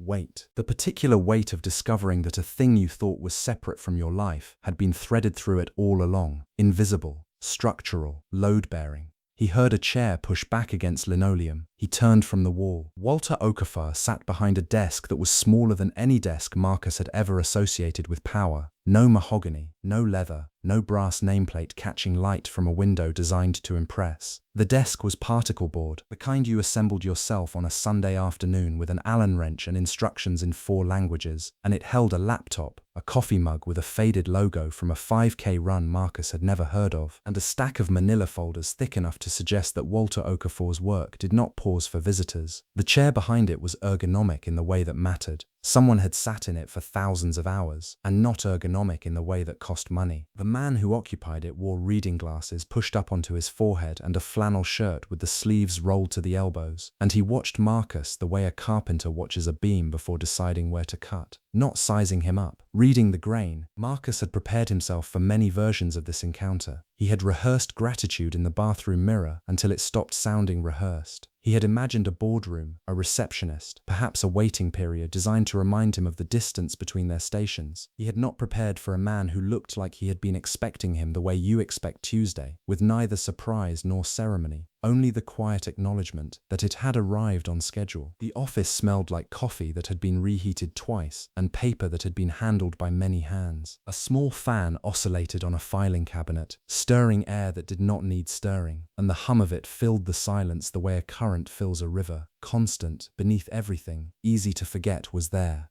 Walter did not stand. That detail would stay with Marcus for years afterward, though he could not have explained why at the time. Men who wanted something from you stood. Men who wanted to perform generosity stood. Men who had already decided what they were going to do regardless of who walked through the door. Those men stayed seated and let you come to them, not out of arrogance, but because the standing and the sitting had stopped meaning anything to them a long time ago. Marcus's mouth opened. He had words. He had carried them from Miss Ruby's kitchen, through the bus ride, past the laundromat and the check-cashing place, and the converted storefront that defied everything he thought he understood about where power lived. He had carried them up a staircase and through a hallway lined with evidence that this man's hands had reached into lives Marcus thought no one was reaching into. He had the words, and they were good words, and they were ready. Walter spoke first. 4 syllables. 2 words for the instruction. 2 words for the knowing. Sit down, Marcus Webb. And the ground beneath every assumption Marcus had ever made about this meeting tilted, because Walter already knew his full name. This meeting had never been Marcus's idea. Walter set the envelope on the table the way a man sets down something he knows the other person will try to push back. Slowly, with both hands centered between them like evidence. I had watched Marcus Webb carry things his whole life. Grocery bags for neighbors who never asked his name, furniture up stairwells for people who moved away and forgot he existed, the quiet, invisible freight of being someone who showed up. But I had never seen him sit across from something meant to carry him, and I already knew, before a single word left his mouth, how his body would tighten against it. The community center's back office smelled like old coffee and copier toner. Walter Okafor sat on his side of the desk with his hands folded, the way he always sat when he had already done his thinking and was simply waiting for the world to catch up. He had the patience of a man who had buried his wife and still planted flowers in the spring. Nothing about this moment was rushed. The board met last Thursday, Walter said. His voice carried that particular steadiness, not rehearsed, not gentle, just certain. 12 members present. They reviewed applications, transcripts, letters of recommendation. Your name is on that letter, Marcus. $12,000 toward your program. Marcus did not touch the envelope. His fingers were on the table, maybe 4 inches from the edge of it, and those 4 inches might as well have been a canyon carved through bedrock. I had seen this distance before, the exact measurement between what a person deserved and what they believed they were allowed to hold.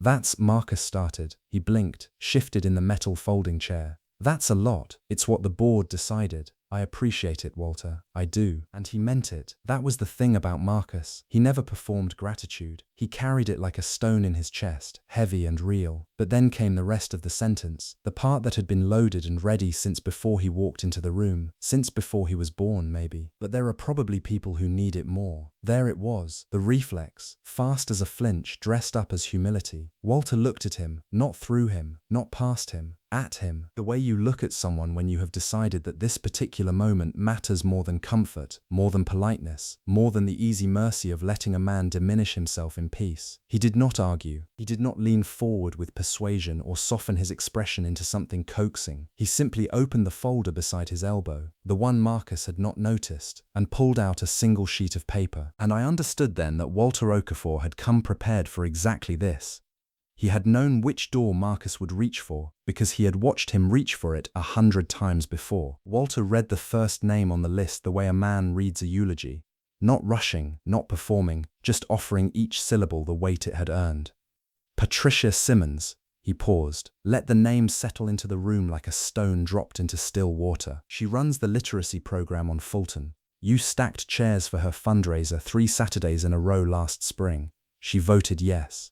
Marcus shifted in his seat, a small movement, barely perceptible, but it was there, the first crack in the posture he had worn into that room like armor. David Chen owns the print shop on 4th. You walked his daughter home from the bus stop every Tuesday for 6 months after she told you someone had been following her. He didn't know about that until Patricia told the board. He voted yes. Marcus opened his mouth. Nothing came out. And that was the thing about Walter Okafor. He never raised his voice. He never needed to. He simply placed facts on the table, one after another, with the patience of a bricklayer who understood that walls are built not by force but by accumulation. Reverend Tate, Linda Moreau, James Whitfield. Each name landed, and with each name Marcus's jaw tightened a fraction more, because each name was a person he knew, a person he had helped without thinking, a person who had sat in a room he was not invited to and said his name out loud and meant it. Walter set the paper down. He did not fold it. He did not slide it across the table. He left it facing himself, as though the names belonged to him too, as though he was their custodian and would remain so regardless of what Marcus decided. That's 11 people, Walter said. 11 people who cleared their Tuesday evening, sat in a conference room with bad coffee and fluorescent lighting, and voted unanimously, not a single abstention. He let the silence do its work. So when you tell me there are people who need it more, I need you to understand what you're actually saying. You're saying those 11 people don't know what they saw. Marcus looked at the table. His hands were flat against the surface, fingers slightly spread, and there was a tremor in his left thumb that he could not control and did not try to hide, because hiding it would have required acknowledging it, and acknowledging it would have meant admitting that something inside him was coming apart. He had spent years, decades really, building a self that asked for nothing. It was elegant in its way, that architecture of refusal, load-bearing walls made of quiet, a roof constructed entirely from the belief that need was a weakness and receiving was a debt he could never properly repay. And now Walter Okafor sat across from him with 11 names and a silence so steady it pressed against every wall Marcus had ever built, and the whole structure groaned. Marcus opened his mouth. The refusal was right there, assembled and waiting, polished smooth from a lifetime of use. I appreciate it, but there are probably people who need it more. He heard the words leave him the way a man hears his own voice on a recording, familiar and somehow foreign, the shape of something rehearsed so many times it had lost its original meaning and become pure reflex, muscle memory of the soul. Walter did not flinch, did not lean forward, did not soften. He looked at Marcus the way a man looks at a door he has been waiting to walk through for a very long time, and he simply waited for the lock to turn. Then he did something Marcus did not expect. He pulled a single sheet of paper from the inside pocket of his jacket, not the scholarship letter, something else, something handwritten, and he began to read names, one by one, slowly the way a man reads scripture. Patricia Adeyemi, Franklin Goss, Yvonne Tillman Park. He read 11 names in total, and after each one he paused, letting the silence hold the weight of a person Marcus had never met but who had sat in a room and said yes to him, to his name, to the idea that he was worth $12,000 of someone else's belief. When the last name settled between them, Walter folded the paper and set it beside the envelope. Every one of those people reviewed your file, he said. Every one of them voted unanimous. He let the word breathe. So I need to ask you something, and I need you to answer honestly. Are you comfortable calling 11 strangers wrong about you? Because that is what you are doing. You are looking at 11 people who examined your life and decided you deserved this, and you are telling them they made a mistake. Marcus said nothing. His jaw worked, but nothing came. I have watched you for months, Walter continued, quieter now. You carry groceries for a woman who does not ask. You show up in weather that would keep better men home. You give what you have and then you give what you don't have. And when someone tries to hand you something back, you treat it like a grenade. He paused. That is not humility, Marcus. That is a man who decided a long time ago that he was not allowed to be on the receiving end of anything good. The room went still. Not the stillness of calm, but the stillness of something structural shifting, a foundation recognizing it could no longer hold the weight it had been asked to carry. Marcus picked up the envelope. His fingers trembled, not much, barely visible, but enough. He slid the letter out and unfolded it, and there was his name in clean black type. And there was the amount, printed in a font no bigger than a whisper. He had been walking through that door since he was 9 years old. The chair beside Walter's desk had no dust on it. Not because anyone sat there, but because Walter wiped it down every morning before he wiped his own. I had watched enough lives to know what ritual looked like when it was dressed up as habit. A man who polishes a dead woman's chair before tending to his own is not cleaning. He is praying. And Walter Okafor had been praying that way for 11 years, though he would have denied it with the same quiet authority he brought to everything else. Marcus noticed the chair the way most people noticed it. Which is to say, he almost didn't. It sat at an angle to Walter's desk, not pushed in, not pulled out, but turned slightly toward the window as though whoever last sat in it had paused mid-conversation to watch the rain. A simple chair, cloth seat, wooden arms, one armrest worn smoother than the other from years of a particular elbow resting in a particular way. It did not match anything else in the office. It was not meant to. Walter had been talking about quarterly projections, about the Foundation's upcoming audit cycle, about the kind of clean, structured work that kept the machinery of generosity turning without sentiment gumming up the gears. Marcus had his notebook open, his pen moving, his posture correct. He was learning to occupy professional space the way Walter had taught him. Spine straight, questions sharp, silence deliberate. He had gotten good at it, almost too good. Then Walter stopped mid-sentence, not the way a man stops when he loses his thought, the way a man stops when a thought finds him, arrives uninvited, sits down heavy in his chest, and refuses to leave until it has been spoken aloud. His hand drifted to the back of that empty chair. Not a dramatic gesture, not performed. His fingers simply found the wood the way a tongue finds a chipped tooth. Automatically, without permission, drawn to the broken place by a gravity older than intention. That was Diane's chair, Walter said. Marcus looked up from his notebook.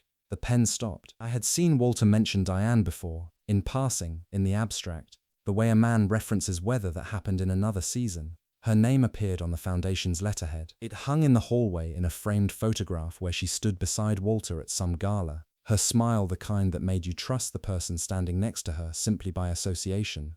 Marcus knew she had existed. He knew she had died. He did not know, could not have known, what that chair meant, or why Walter's hand on its back changed the temperature of the room the way a single cloud changes the color of an entire field. Walter did not look at Marcus when he spoke next. He looked at the window, at whatever Diane had been watching the last time she turned that chair. "You think you know who I am," Walter said. "The man with the spreadsheets. The man with the system." His voice carried no self-pity. It carried archaeology, the careful excavation of a man buried under the one who replaced him. "When Diane was alive, I didn't have a system. I had her." He let that sentence sit in the room like something breakable he'd set down on a table too small for it. She'd find someone, a kid behind on tuition, a woman trying to start a bakery out of her kitchen, a janitor studying for the bar exam at 2 in the morning, and she'd come home and say, "Walter, we're helping. Not can we, not should we, we're helping." Like the decision had already been made by something older than either of us, and we were just the hands. Marcus watched Walter's fingers tighten on the back of the chair, the leather creaking under a grip that wasn't holding furniture anymore.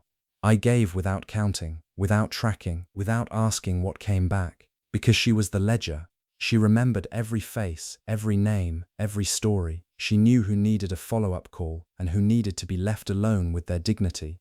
I just wrote the checks and showed up where she pointed me. A breath left him that sounded like it had been held for longer than one afternoon. I was reckless with it, Marcus, beautifully, stupidly reckless. The way you can only be when someone else is carrying the map. He turned from the window then, and the look on his face was one that Marcus would remember long after he forgot the color of the walls, the hum of the air conditioning, the particular slant of 4 o'clock light through expensive glass. It was the look of a man standing in the exact spot where one life had ended and another had been built on top of it, feeling the foundation shift beneath both. When she died, I didn't stop giving. I want you to understand that. I never stopped, but I built the systems, the spreadsheets, the tracking, the structures, because the giving had to outlast me the way it outlasted her. She was the system, and when the system walks out of the room and never comes back, you either build a new one or you watch everything she touched go dark. Walter sat down, not in Diane's chair, never in Diane's chair, but in his own, and he leaned forward with his elbows on his knees like a man about to say something he had carried to the edges of 100 conversations and never once let fall. She used to say, and I'm going to get the words wrong because she said them better.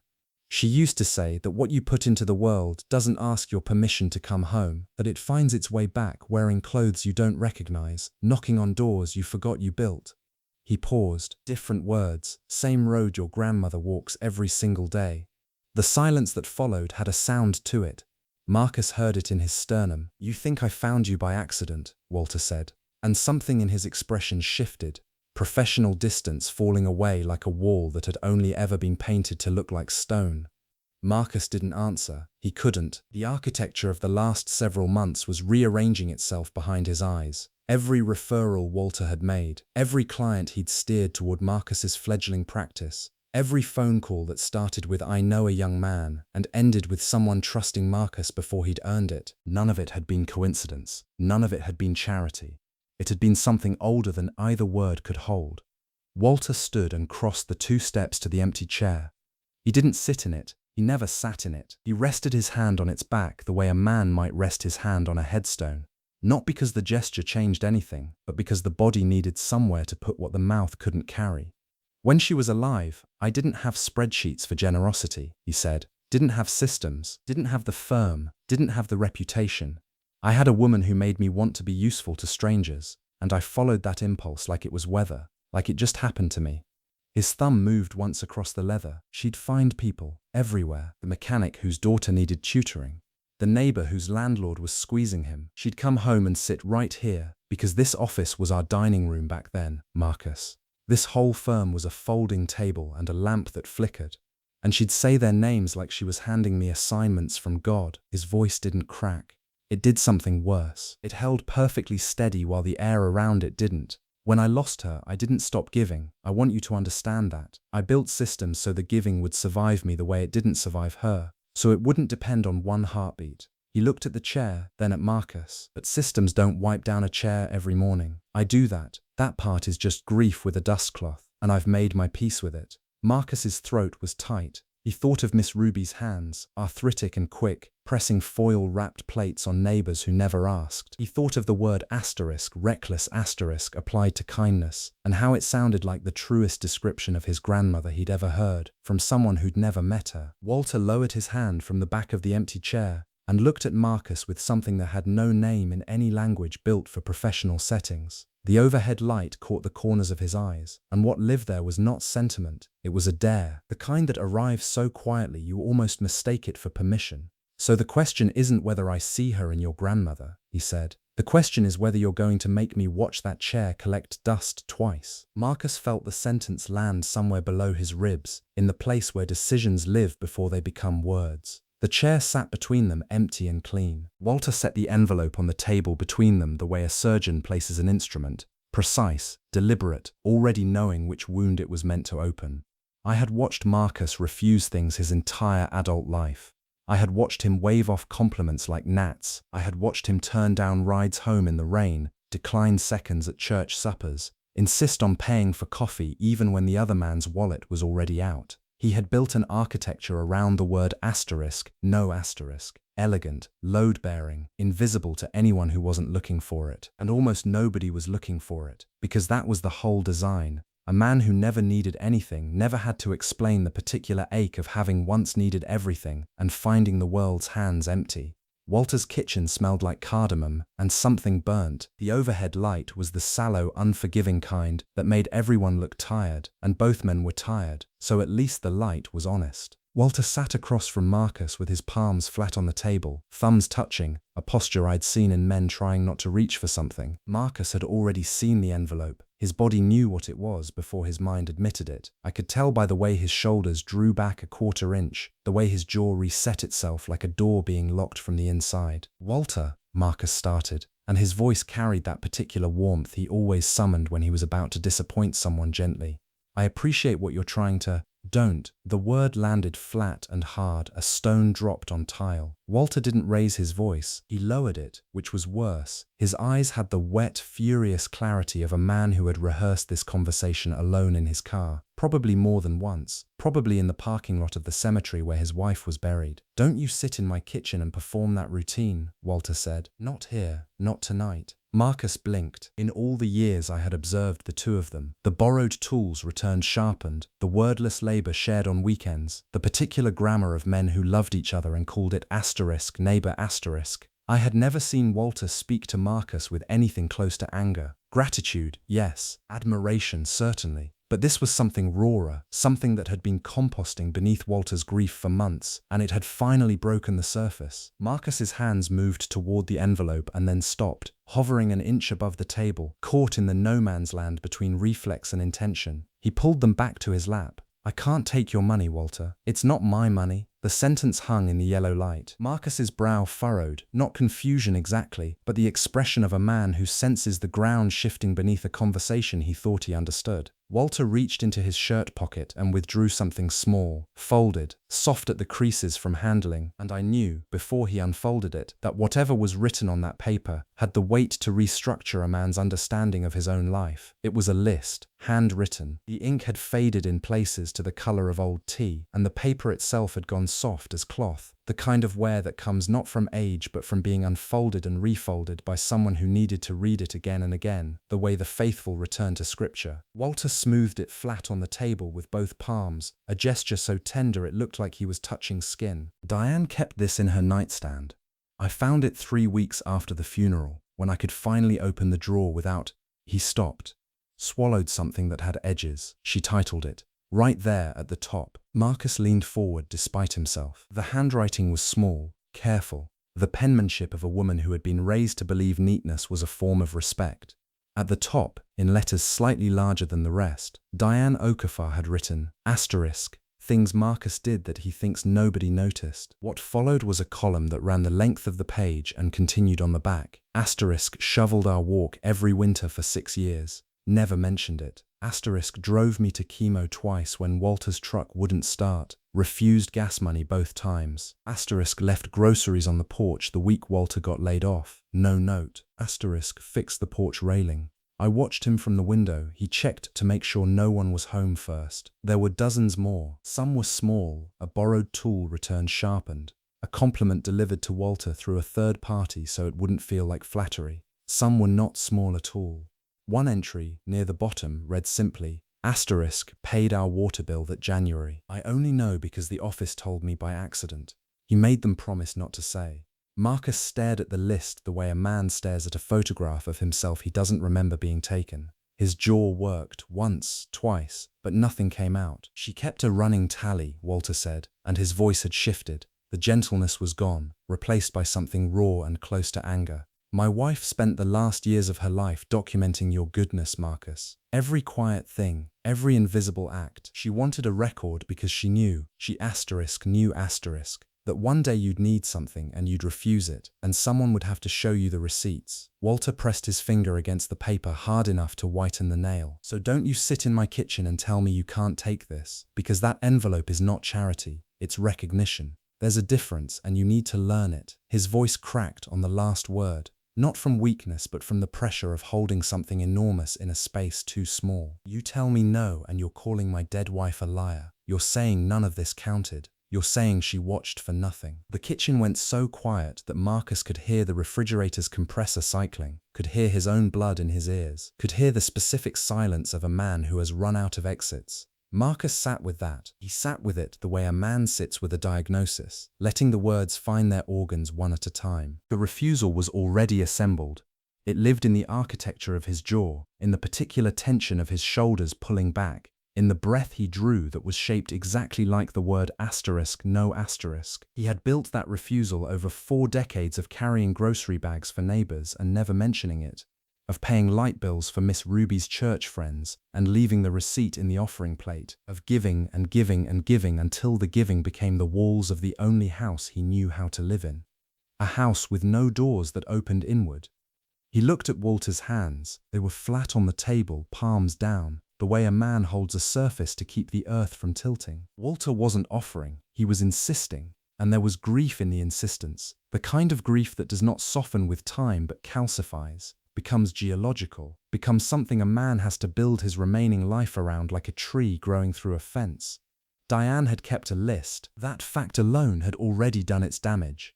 Marcus could picture it, her handwriting, which he remembered as small and meticulous, cataloguing the afternoon he'd shoveled their walk without being asked, the week he'd driven Walter to dialysis when the car was in the shop, the Thanksgiving he'd left a bag of sweet potatoes on their porch because he'd overheard Diane say the store was out. Small things things Marcus had already forgotten, because forgetting was part of the machinery. You give, you release, you move to the next moment unburdened by the expectation of return. But Diane had not forgotten. Diane had written it down, and now Diane was gone, and the list remained. And the list was heavier than anything Marcus had ever tried to carry because it proved something he had spent his whole life avoiding. He had been seen, not watched, not evaluated. Seen, the way a person is seen when someone loves them enough to notice the things they do when no one is supposed to be noticing. Marcus opened his mouth, closed it, opened it again. "Okay," he said. One word, 2 syllables. The smallest sound he had ever made that rearranged the most. Walter exhaled, not relief exactly, something closer to a load shifting, a beam finding a new bearing point after decades of holding wrong. Marcus picked up the envelope, and his hands didn't shake, but something behind his sternum did, something load-bearing that had held for 40 years, and he understood with terrible clarity that if receiving could break him open this easily, he had never once in his life been as strong as he pretended. The girlfriend's name was still warm in Jerome's phone when the mutual friend's text arrived. 6 words that translated a whole relationship into an autopsy. "She said she couldn't reach you." I watched that message land on a Tuesday, not literally. I wasn't there when Jerome read it, wasn't standing behind his shoulder in whatever room he occupied when the screen lit up with the kind of truth that arrives disguised as gossip, but I'd been watching Jerome long enough by then. The way you watch a bridge that's taken on more weight than it was engineered to hold. You don't know which truck will be the one, you just know the math doesn't forgive. Her name was Keisha. She sold insurance out of a storefront on Myrtle Avenue, had a laugh that started in her stomach and ended somewhere near the ceiling, and she'd lasted longer than most people lasted with Jerome, 11 months, which in Jerome's world qualified as an epoch. I'd met her twice, once at a cookout Marcus threw in July, and once when she stopped by the apartment to drop off a jacket Jerome had left in her car. Both times I noticed the same thing, the way she looked at Jerome when he wasn't performing, this soft, searching quality in her eyes, like a woman standing at a door she kept finding locked, checking her pockets for a key she was starting to suspect had never been cut. Keisha hadn't left because Jerome was cruel. He wasn't. She hadn't left because he was absent in the obvious ways. The missed calls, the forgotten dinners, the slow fade that most men mistake for subtlety. Jerome showed up. He was consistent in every way that could be measured and hollow in every way that couldn't. He brought flowers on the 14th of each month because he'd read somewhere that women valued consistency. He texted good morning at 6:45, every morning like an alarm she hadn't set. He did the choreography of closeness with the precision of a man who'd studied the steps but couldn't hear the music. And Keisha, who was not a woman built for surfaces, had finally stopped pretending the dance was enough. 6 words. She said she couldn't reach you. A whole autopsy compressed into a text from a friend who probably thought she was just passing along news.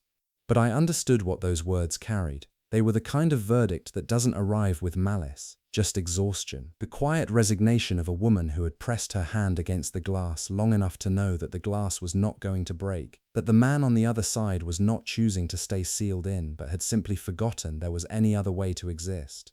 Jerome read that message, I'm certain of it, and I'm certain something behind his sternum registered its accuracy. The way a body knows the truth 3 full seconds before the mind builds its fortification. Because by Thursday evening when he sat across from Marcus in Marcus's kitchen, Jerome had already completed the renovation. She wasn't ready, Jerome said, and he said it the way a man reads a verdict he's already rehearsed. Steady, declarative, stripped of anything that might tremble. Some women hear ambition and they hear absence. That's on her, that's not on me. Marcus sat with his elbows on the table and a glass of water he hadn't touched. He didn't argue, he didn't nod, he just watched. And what he watched was a performance so precise it nearly convinced. The lean back in the chair, the shrug calibrated to suggest a man unbothered, the half smile that said he'd already filed the relationship under lessons learned. Jerome had always been good at this, at arriving in a room with his narrative pre-built, load-bearing walls already in place, so that no one's questions could collapse the structure. He spoke about the girlfriend, the way a CEO speaks about a quarterly loss. Regrettable, anticipated, already factored into next year's projections. But Marcus had known Jerome since they were 14, and Marcus saw the hands. Jerome's hands were pressed against his own knees under the table, fingers spread wide, knuckles pulled tight enough to blanch the skin between them. They shook, not dramatically, Not the way hands shake in stories meant to move you. They shook the way hands shake when the body is running a quieter, truer arithmetic than the mouth, when the nervous system has already done the subtraction the mind refuses to perform. Jerome talked about ambition. His hands trembled against his kneecaps like something caged and starving. Marcus noticed. I know he noticed because he set his jaw in that particular way, that clench at the hinge that meant he was choosing not to speak. He had learned, over years of trying, that Jerome did not accept what was offered directly, that you could not hand Jerome the truth and expect him to hold it. You had to leave it on the counter and walk into the other room and hope he picked it up after you'd gone. So Marcus sat there. He absorbed the monologue about readiness and ambition and women who couldn't see what was right in front of them, and he let it land without returning it. What Marcus did not know, what Jerome had sealed so thoroughly inside his own chest that it might as well have been buried in concrete, was that 3 days earlier, the logistics company had posted its second round of cuts. Jerome's name sat 7th on a list of 11, last hired, first cut. The math was impersonal. No one called him into an office to explain, because no one had learned his name well enough to owe him that courtesy. He had planted no loyalty there, and none grew back toward him. The severance was 2 weeks. The email had arrived on a Tuesday. It was now Thursday. Jerome sat in Marcus's kitchen, freshly unemployed, freshly alone, and spoke about the future as though it still recognized his face. Marcus said nothing while Jerome talked. He nodded in the places where nodding was expected. He made the sounds men make when they are holding space for a lie they have been asked to co-sign. And Jerome kept building, talked about a contact in Charlotte, talked about a freight company hiring dispatchers at 23 an hour, talked about how sometimes God closed a door so hard the whole wall came down and you realized you'd been living in the wrong house anyway. His voice was steady, his vocabulary was polished. His hands, pressed flat against his knees beneath the table's edge, trembled like something small and cornered. Marcus saw them. He saw them the way you notice a crack in a foundation, not because it is loud, but because everything balanced on top of it suddenly looks precarious. Jerome's fingers whitened at the knuckles, then released, then whitened again. A rhythm, the kind the body invents when the mind refuses to admit it is drowning. And still Jerome talked about momentum, about the difference between a setback and a setup, about men who folded at the first sign of pressure, and men who understood that pressure was the price of trajectory. He had rehearsed this, Marcus realized, not in front of a mirror, but somewhere worse. In the car, probably, with the engine running and no destination entered, speaking the version of himself he needed to exist into the dashboard, until it sounded almost true. Marcus let him finish. Then he asked if Jerome wanted to stay for dinner.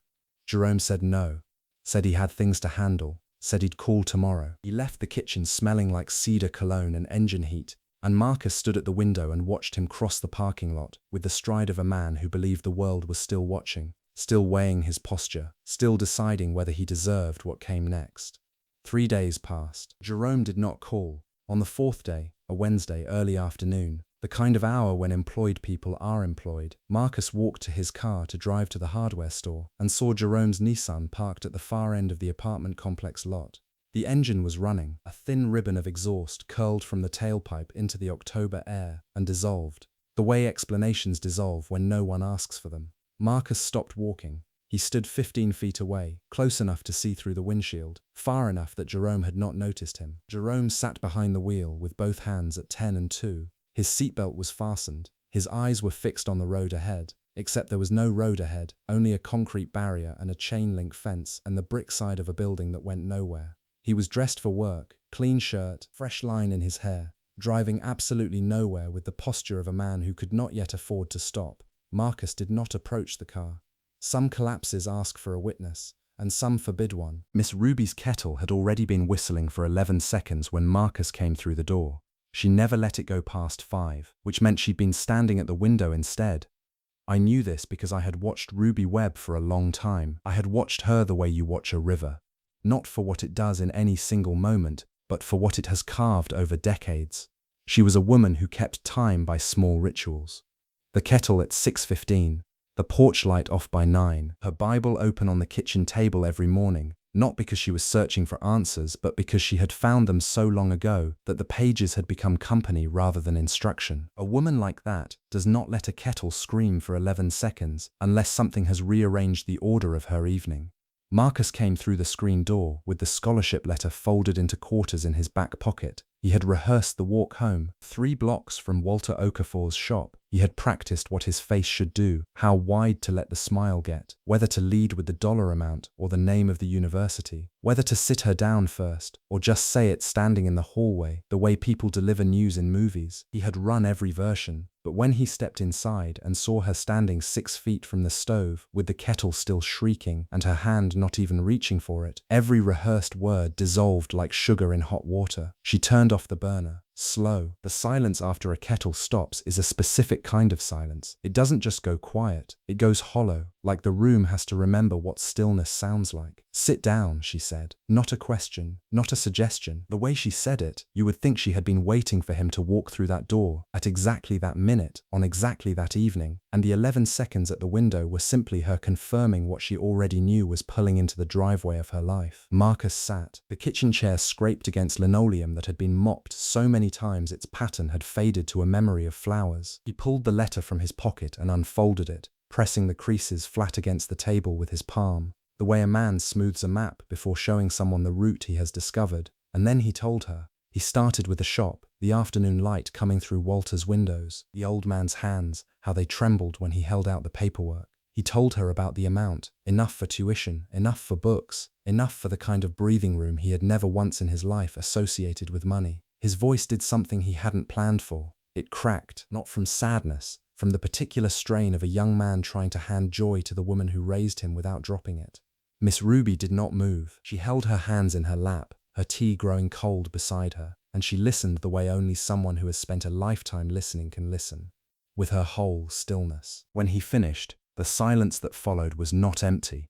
It was the kind of silence that has furniture in it. Old furniture, heavy, the kind you don't rearrange because it has earned its place. Marcus sat across from her and waited for what he believed would come next.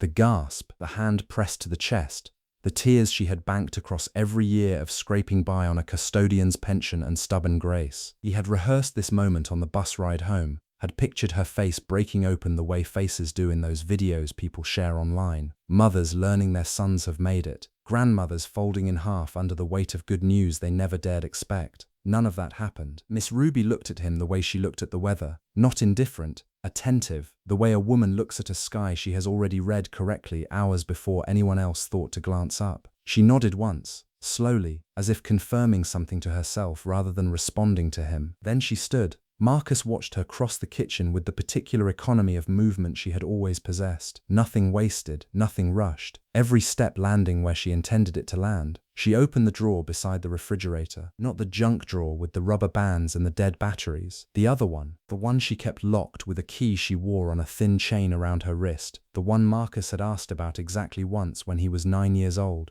and received a look so complete in its refusal that he never asked again. She reached inside and withdrew a yellowed envelope, standard size, soft at the edges from age, the kind of paper that remembers every season of humidity it has survived. Marcus could see writing on the front, her handwriting, the careful slanting cursive she used for things that mattered, the penmanship of a woman who believed that how you wrote a name was a measure of how seriously you took the person it belonged to. The name on the envelope was Walter Okafor. Marcus felt the air leave the room, not dramatically, not the way it leaves in stories, more the way it leaves a tire with a slow puncture, steadily, almost inaudibly, until you realize you are sitting lower than you were a moment ago. She held the envelope in both hands for 3 seconds. He counted. Then she slid it back into the drawer, turned the key, and sat down again across from him, as if the entire action had been no more significant than adjusting a picture frame. Her tea had gone cold. She lifted it anyway, took a sip without flinching, and set it back on the saucer with a click so precise it sounded rehearsed across decades. "I told you," she said. Her voice carried no triumph, no satisfaction. Only the plain, unmovable certainty of someone who had watched a seed she planted before he was paying attention finally crack the soil. Longer road home. Marcus opened his mouth, closed it, opened it again. He had walked through that door carrying what he believed was the most surprising thing that had ever happened to him.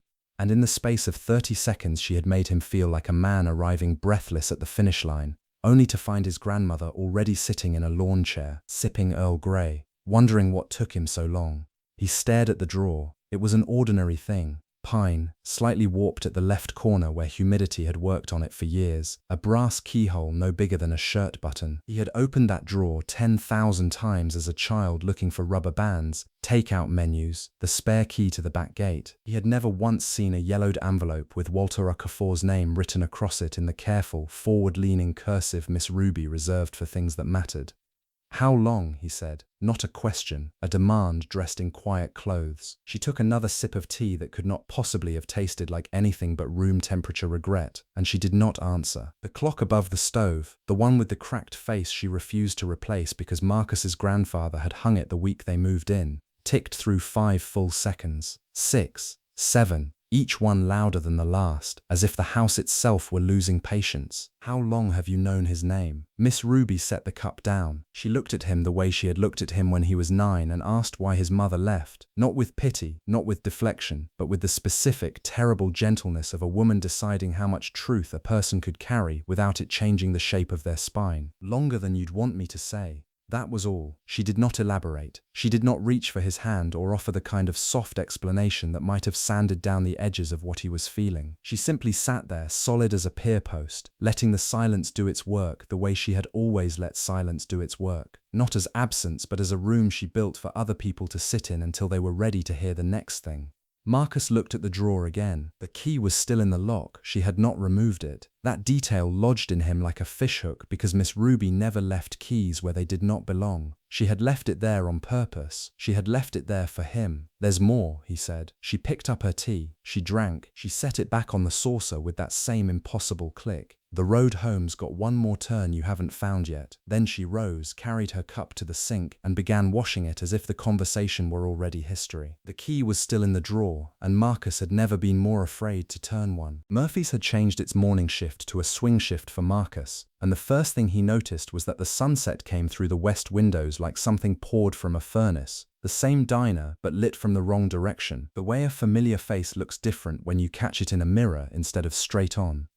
He stood behind the counter that first evening, drying a glass he'd already dried twice, and tried to understand why the room felt borrowed. The booths were the same cracked vinyl. The floor tiles still had that one loose square near the bathroom hallway that rocked like a bad tooth when you stepped on it. The coffee machine still wheezed and spat like it had opinions about its own labor. Nothing had moved. Nothing had been repainted or replaced. But the light, that late amber flooding sideways through glass nobody ever cleaned properly, turned every surface into something he had to learn again from scratch. The morning crowd had been his people. He'd known them the way you know weather patterns, predictable, comforting in their repetition. The long-haul drivers hunched over eggs at 5:30, men who moved through the world in diesel-scented solitude and wanted nothing from a diner except to be left alone with their plates. The nurses from County General still in their scrubs, shoes that had walked miles without going anywhere, eating pancakes with the glazed focus of people metabolizing someone else's suffering. The retired men who came not for the food but for the table, the ritual of sitting somewhere that expected nothing of them. He knew the evening crowd less. They were louder, younger, some of them. People between places, between jobs and home, between the afternoon's argument and the night's uneasy truce. He watched a woman in a business suit eat a cheeseburger with the deliberate slowness of someone who did not want to go wherever she was supposed to go next. He watched 2 teenagers share a milkshake and argue about something on a phone screen with the deadly seriousness that only teenagers could summon for things that would not matter by Thursday. He watched an old man he'd never seen before sit at the counter and order nothing but coffee, then hold the mug in both hands like it was the last warm thing left in the world. These were people between chapters. Marcus understood that now. Murphy's wasn't a destination, it was a waiting room with a grill, a place where lives paused long enough to refuel before the next thing, the next shift, the next fight, the next long drive into darkness. And every one of them carried something invisible through that door, set it down without knowing they'd set it down, and picked it back up on the way out. He hadn't seen that before, not when he worked mornings, not when he'd been one of them. The dishes piled in their usual rhythm, and Marcus moved to the back, rolling his sleeves past the elbows, running the water hot enough to sting. The industrial sink was a beast of stainless steel, deep enough to baptize a child in, and behind it the wall had a gap where the caulking had given up years ago. That gap is where his hand found something it shouldn't have. A slip of paper, damp at the edges, yellowed the way things yellow when they've been forgotten long enough to become permanent. He pulled it free from behind the sink and held it under the fluorescent strip, And the handwriting hit him somewhere below the sternum, his own, unmistakably his own. An order ticket from his first week, grilled cheese with tomato soup, except he'd written asterisk grilled asterisk and asterisk tomato asterisk, and the letters tilted like they were trying to escape the page. He remembered that week, remembered his hands trembling so badly that the pen had felt like something borrowed from a larger man's life. The cook had looked at the ticket, looked at him, said nothing, made the sandwich anyway. Marcus turned the slip over. On the back, in the same unsteady scrawl, he'd written a number, his parole officer's phone number, because in those first days he couldn't trust himself to remember it, couldn't trust himself to remember anything that mattered. He'd stashed it behind the sink the way a man hides a life vest on a boat he's not sure will float. 2 years. The paper had been there for 2 years, holding a version of him hostage in the gap between steel and drywall. He stood with it in his wet hands and understood something that arrived not as a thought but as a settling. The way sediment finds the bottom of a glass when you finally stop stirring. Murphy's had not saved him. Murphy's was a building, brick and grease traps and a walk-in cooler that groaned on humid nights. It had no opinion about Marcus Webb. It didn't care whether he showed up or didn't, whether he stayed clean or fell apart, whether he learned to write asterisk grilled asterisk correctly, or spent the rest of his life misspelling everything. What Murphy's had done was simpler, and because it was simpler, harder to see. It had stood still. It had remained exactly what it was, a diner on a corner that needed dishes washed, while he lurched and stumbled and inched his way towards something that resembled a man he could look at without flinching. The diner hadn't moved. He folded the ticket once, then again, and put it in his back pocket where his wallet sat. Not because he needed the number anymore, because he needed to remember that he'd once been someone who did. The dinner rush hit the way it always hit, like a tide that didn't care about your revelations. Plates came back scraped and stacked and sometimes shattered, and he fed them into the machine and pulled them out steaming and did it again. The rhythm was the same. His hands were not. They were steady now, broad and sure. And when he reached into the scalding rinse water, he didn't wince the way he used to. He was drying a sheet pan when the manager appeared in the kitchen doorway, one hand on the frame, the other gesturing towards someone Marcus couldn't yet see. "Webb, got a new guy starting tonight. You're gonna train him." Marcus set the sheet pan down and wiped his hands on the apron that had long since stopped feeling like a costume. He nodded. Training meant standing next to someone for 8 hours, showing them which chemicals went in which dispensers, how to stack the bus tubs so the servers didn't curse your name, when to pull the drain trap before the whole floor became a lake. Simple work, the kind of knowledge that lived in the body, not the mind. He'd been that new person once. He remembered the weight of it, how the industrial sprayer had felt like a fire hose in his grip, how every clatter of plates had sounded like accusation, how he'd stood at this same sink convinced that a man could shrink small enough to disappear inside a job nobody wanted. He hadn't disappeared, he'd just gotten quiet enough to hear himself think for the first time in years. The manager stepped aside and the new dishwasher came through the doorway. Young, 20, maybe 21, a build that should have carried more weight than it did, like something essential had been siphoned out of him over a long season. His eyes moved the way Marcus's used to move, scanning exits, measuring distances, cataloguing threats that probably weren't there but might be. His hands hung at his sides and they trembled with that fine, almost invisible vibration that nobody notices unless they've felt it in their own fingers. The tremor of a body running on adrenaline and nothing else. Marcus had seen 100 versions of that posture in the mirror. He knew it the way a river knows its own current. He was about to speak. Something ordinary, something about where to put your things, where the aprons were, when the kid looked up fully and their eyes met under the fluorescent lights, and the recognition arrived like a crack splitting through pond ice. Slow at first, then all at once, then irreversible. Marcus knew that face. Not from Murphy's, not from any version of the life he'd built here between the dish racks and the steam and the slow accumulation of mornings that added up to something resembling grace. He knew that face from Euclid Avenue.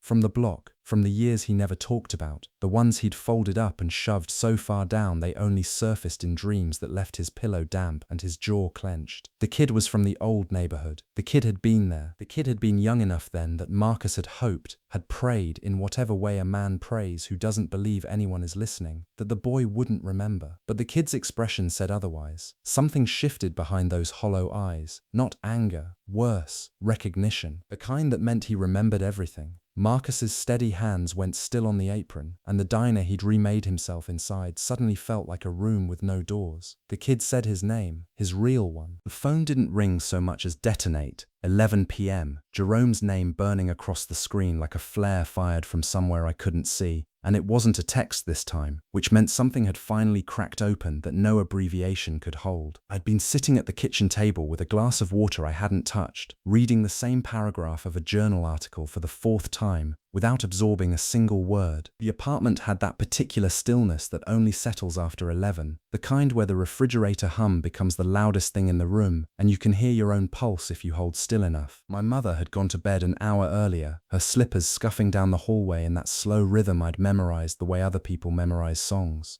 The night felt finished, sealed. Whatever was going to happen had already happened. Then Jerome's name lit up the screen, and I understood immediately that I'd been wrong. Jerome didn't call. That was the thing people needed to understand. Jerome texted. Jerome sent voice memos at odd hours, 30-second dispatches that sounded like he was narrating his own life from inside a moving car.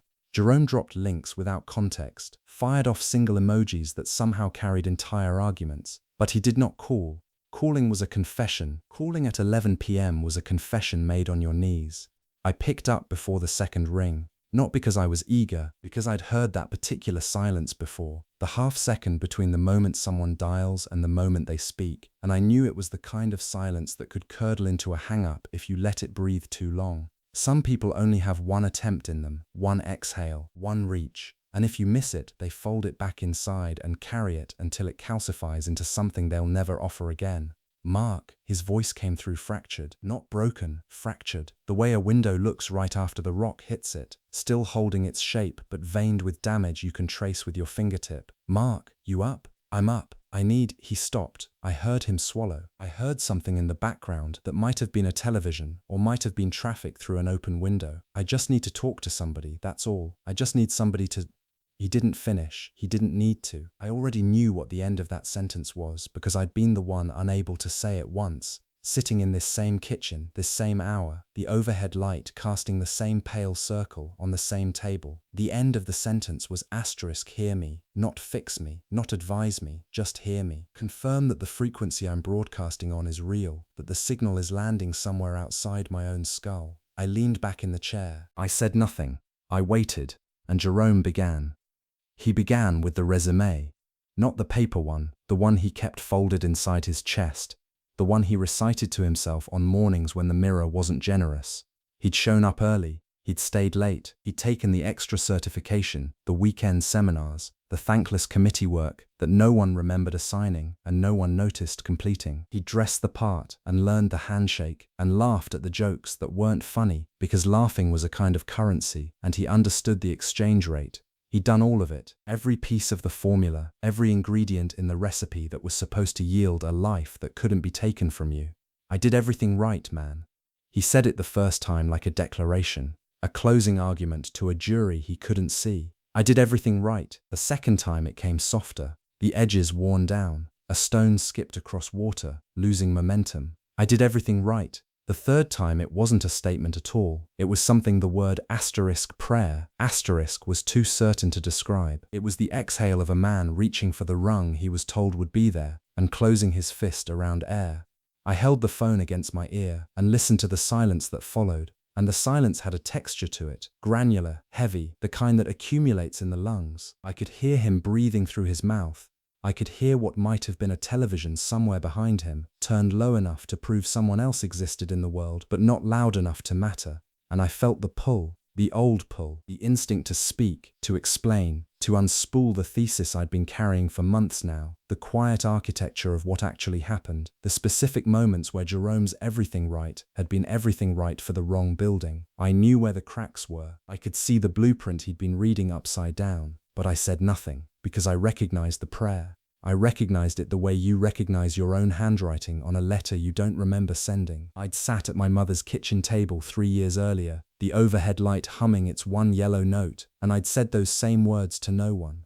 I did everything right. I'd said them into the hollow of my own cupped hands while Miss Ruby slept 12 feet away behind a door I didn't have the courage to knock on, because knocking would have meant admitting that the formula had failed and the recipe was wrong. And effort, by itself, was just motion. just a body moving through space, mistaking velocity for direction. Jerome wasn't asking me to correct the blueprint. He wasn't asking for the revelation. He was asking for something far harder to give than answers. He was asking me to stay, so I pressed the phone tighter against my ear. I heard him swallow, and then his voice broke in a direction I wasn't prepared for. He said his daughter's name, not the way a man says a name in conversation. Tossed out, functional, a label attached to a person. He said it the way you say a word when it's the only one left in your vocabulary, when every other syllable has been scraped away and what remains is the single sound that still means something. Amara. He said it twice, and the second time it dissolved halfway through, like a match struck in rain. I closed my eyes. I could hear the television in his background, some late-night host laughing at something that had nothing to do with any of this. I heard ice shifting in a glass. I heard the particular silence of a man sitting in a room that used to feel like enough, and suddenly didn't. He told me she'd looked at him differently last Tuesday, not with anger, not with disappointment, with something worse. With the quiet, settled expression of a 7-year-old who had already begun to accommodate his absence into the architecture of her expectations. She had stopped asking when he was coming to pick her up.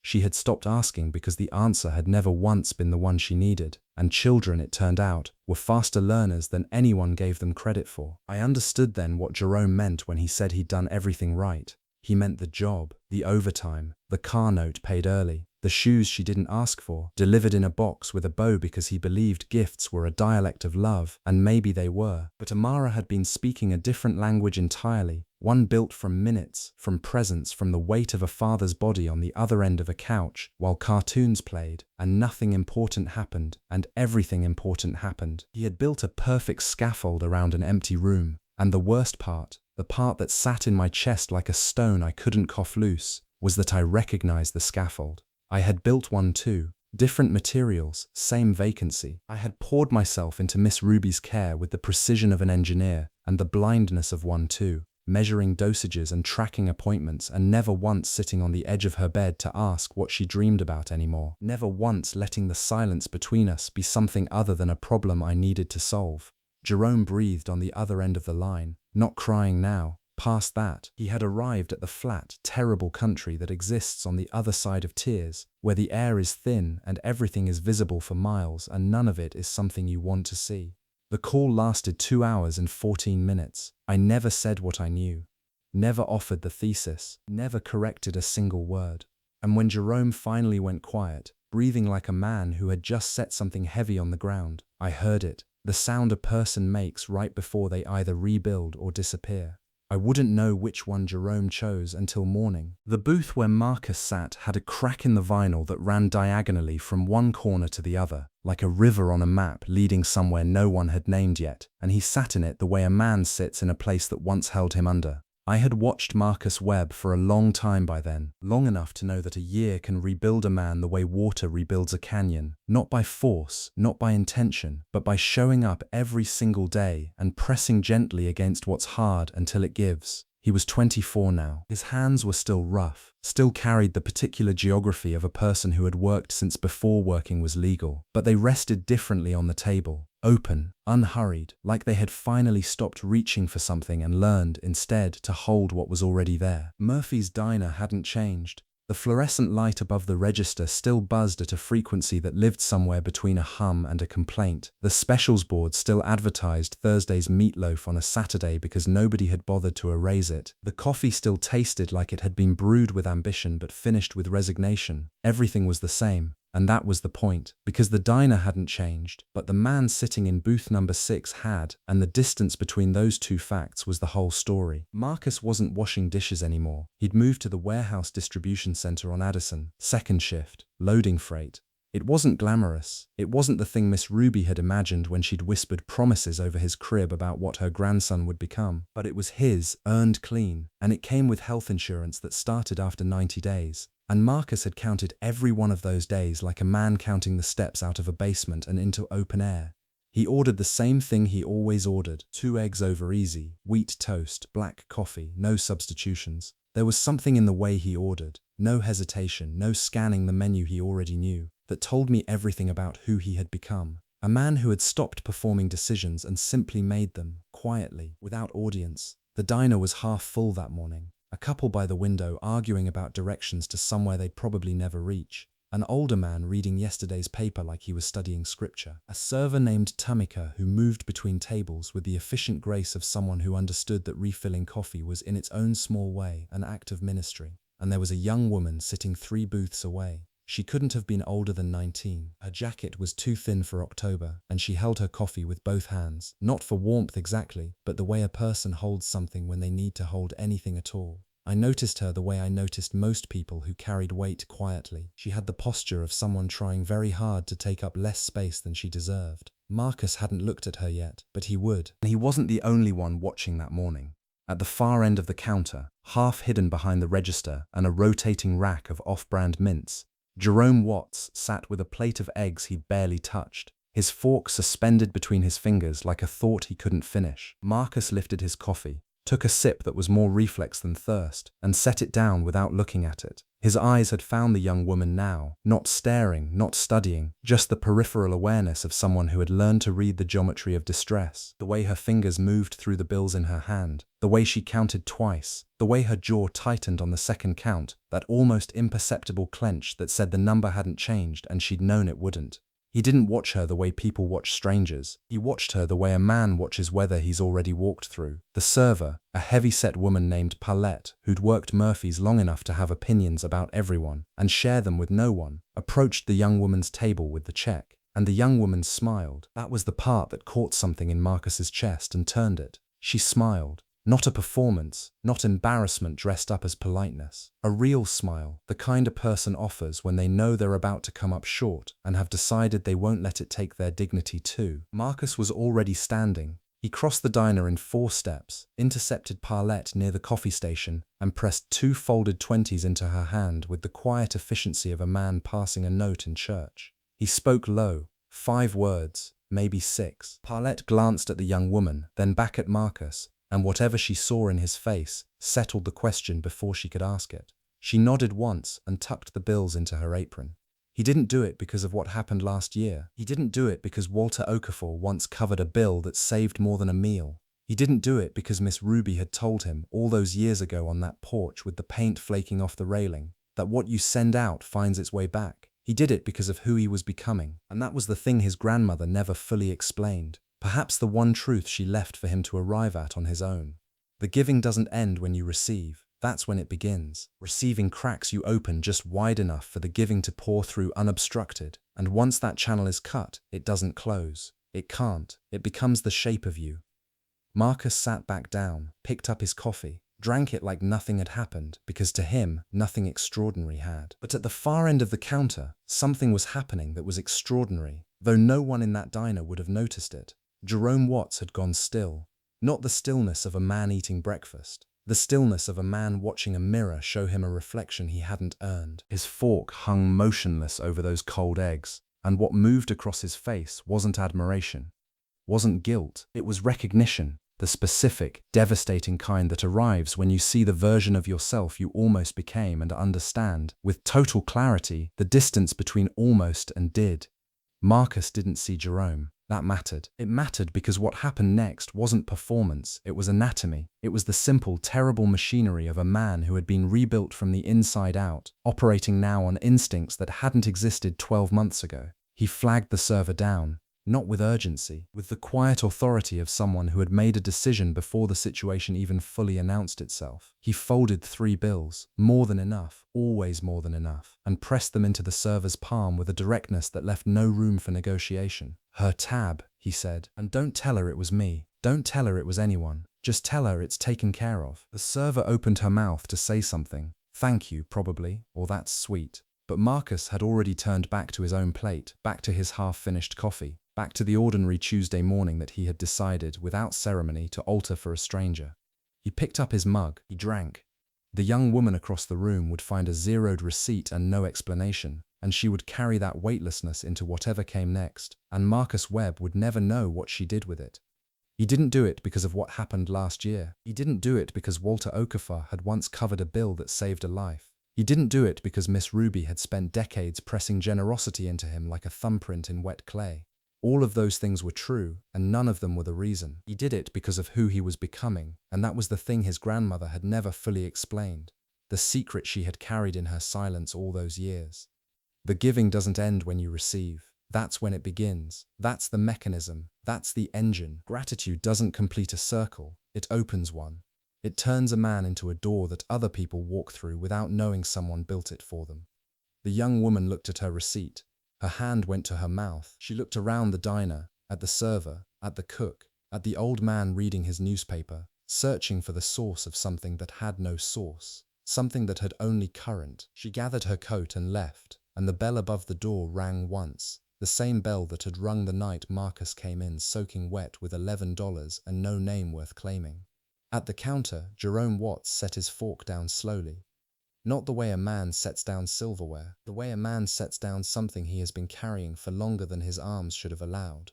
His jaw worked once, then stopped. His eyes stayed fixed on the door where the young woman had disappeared, and then they moved, slowly, carefully, like a man turning to face a sound he'd been pretending not to hear, to Marcus.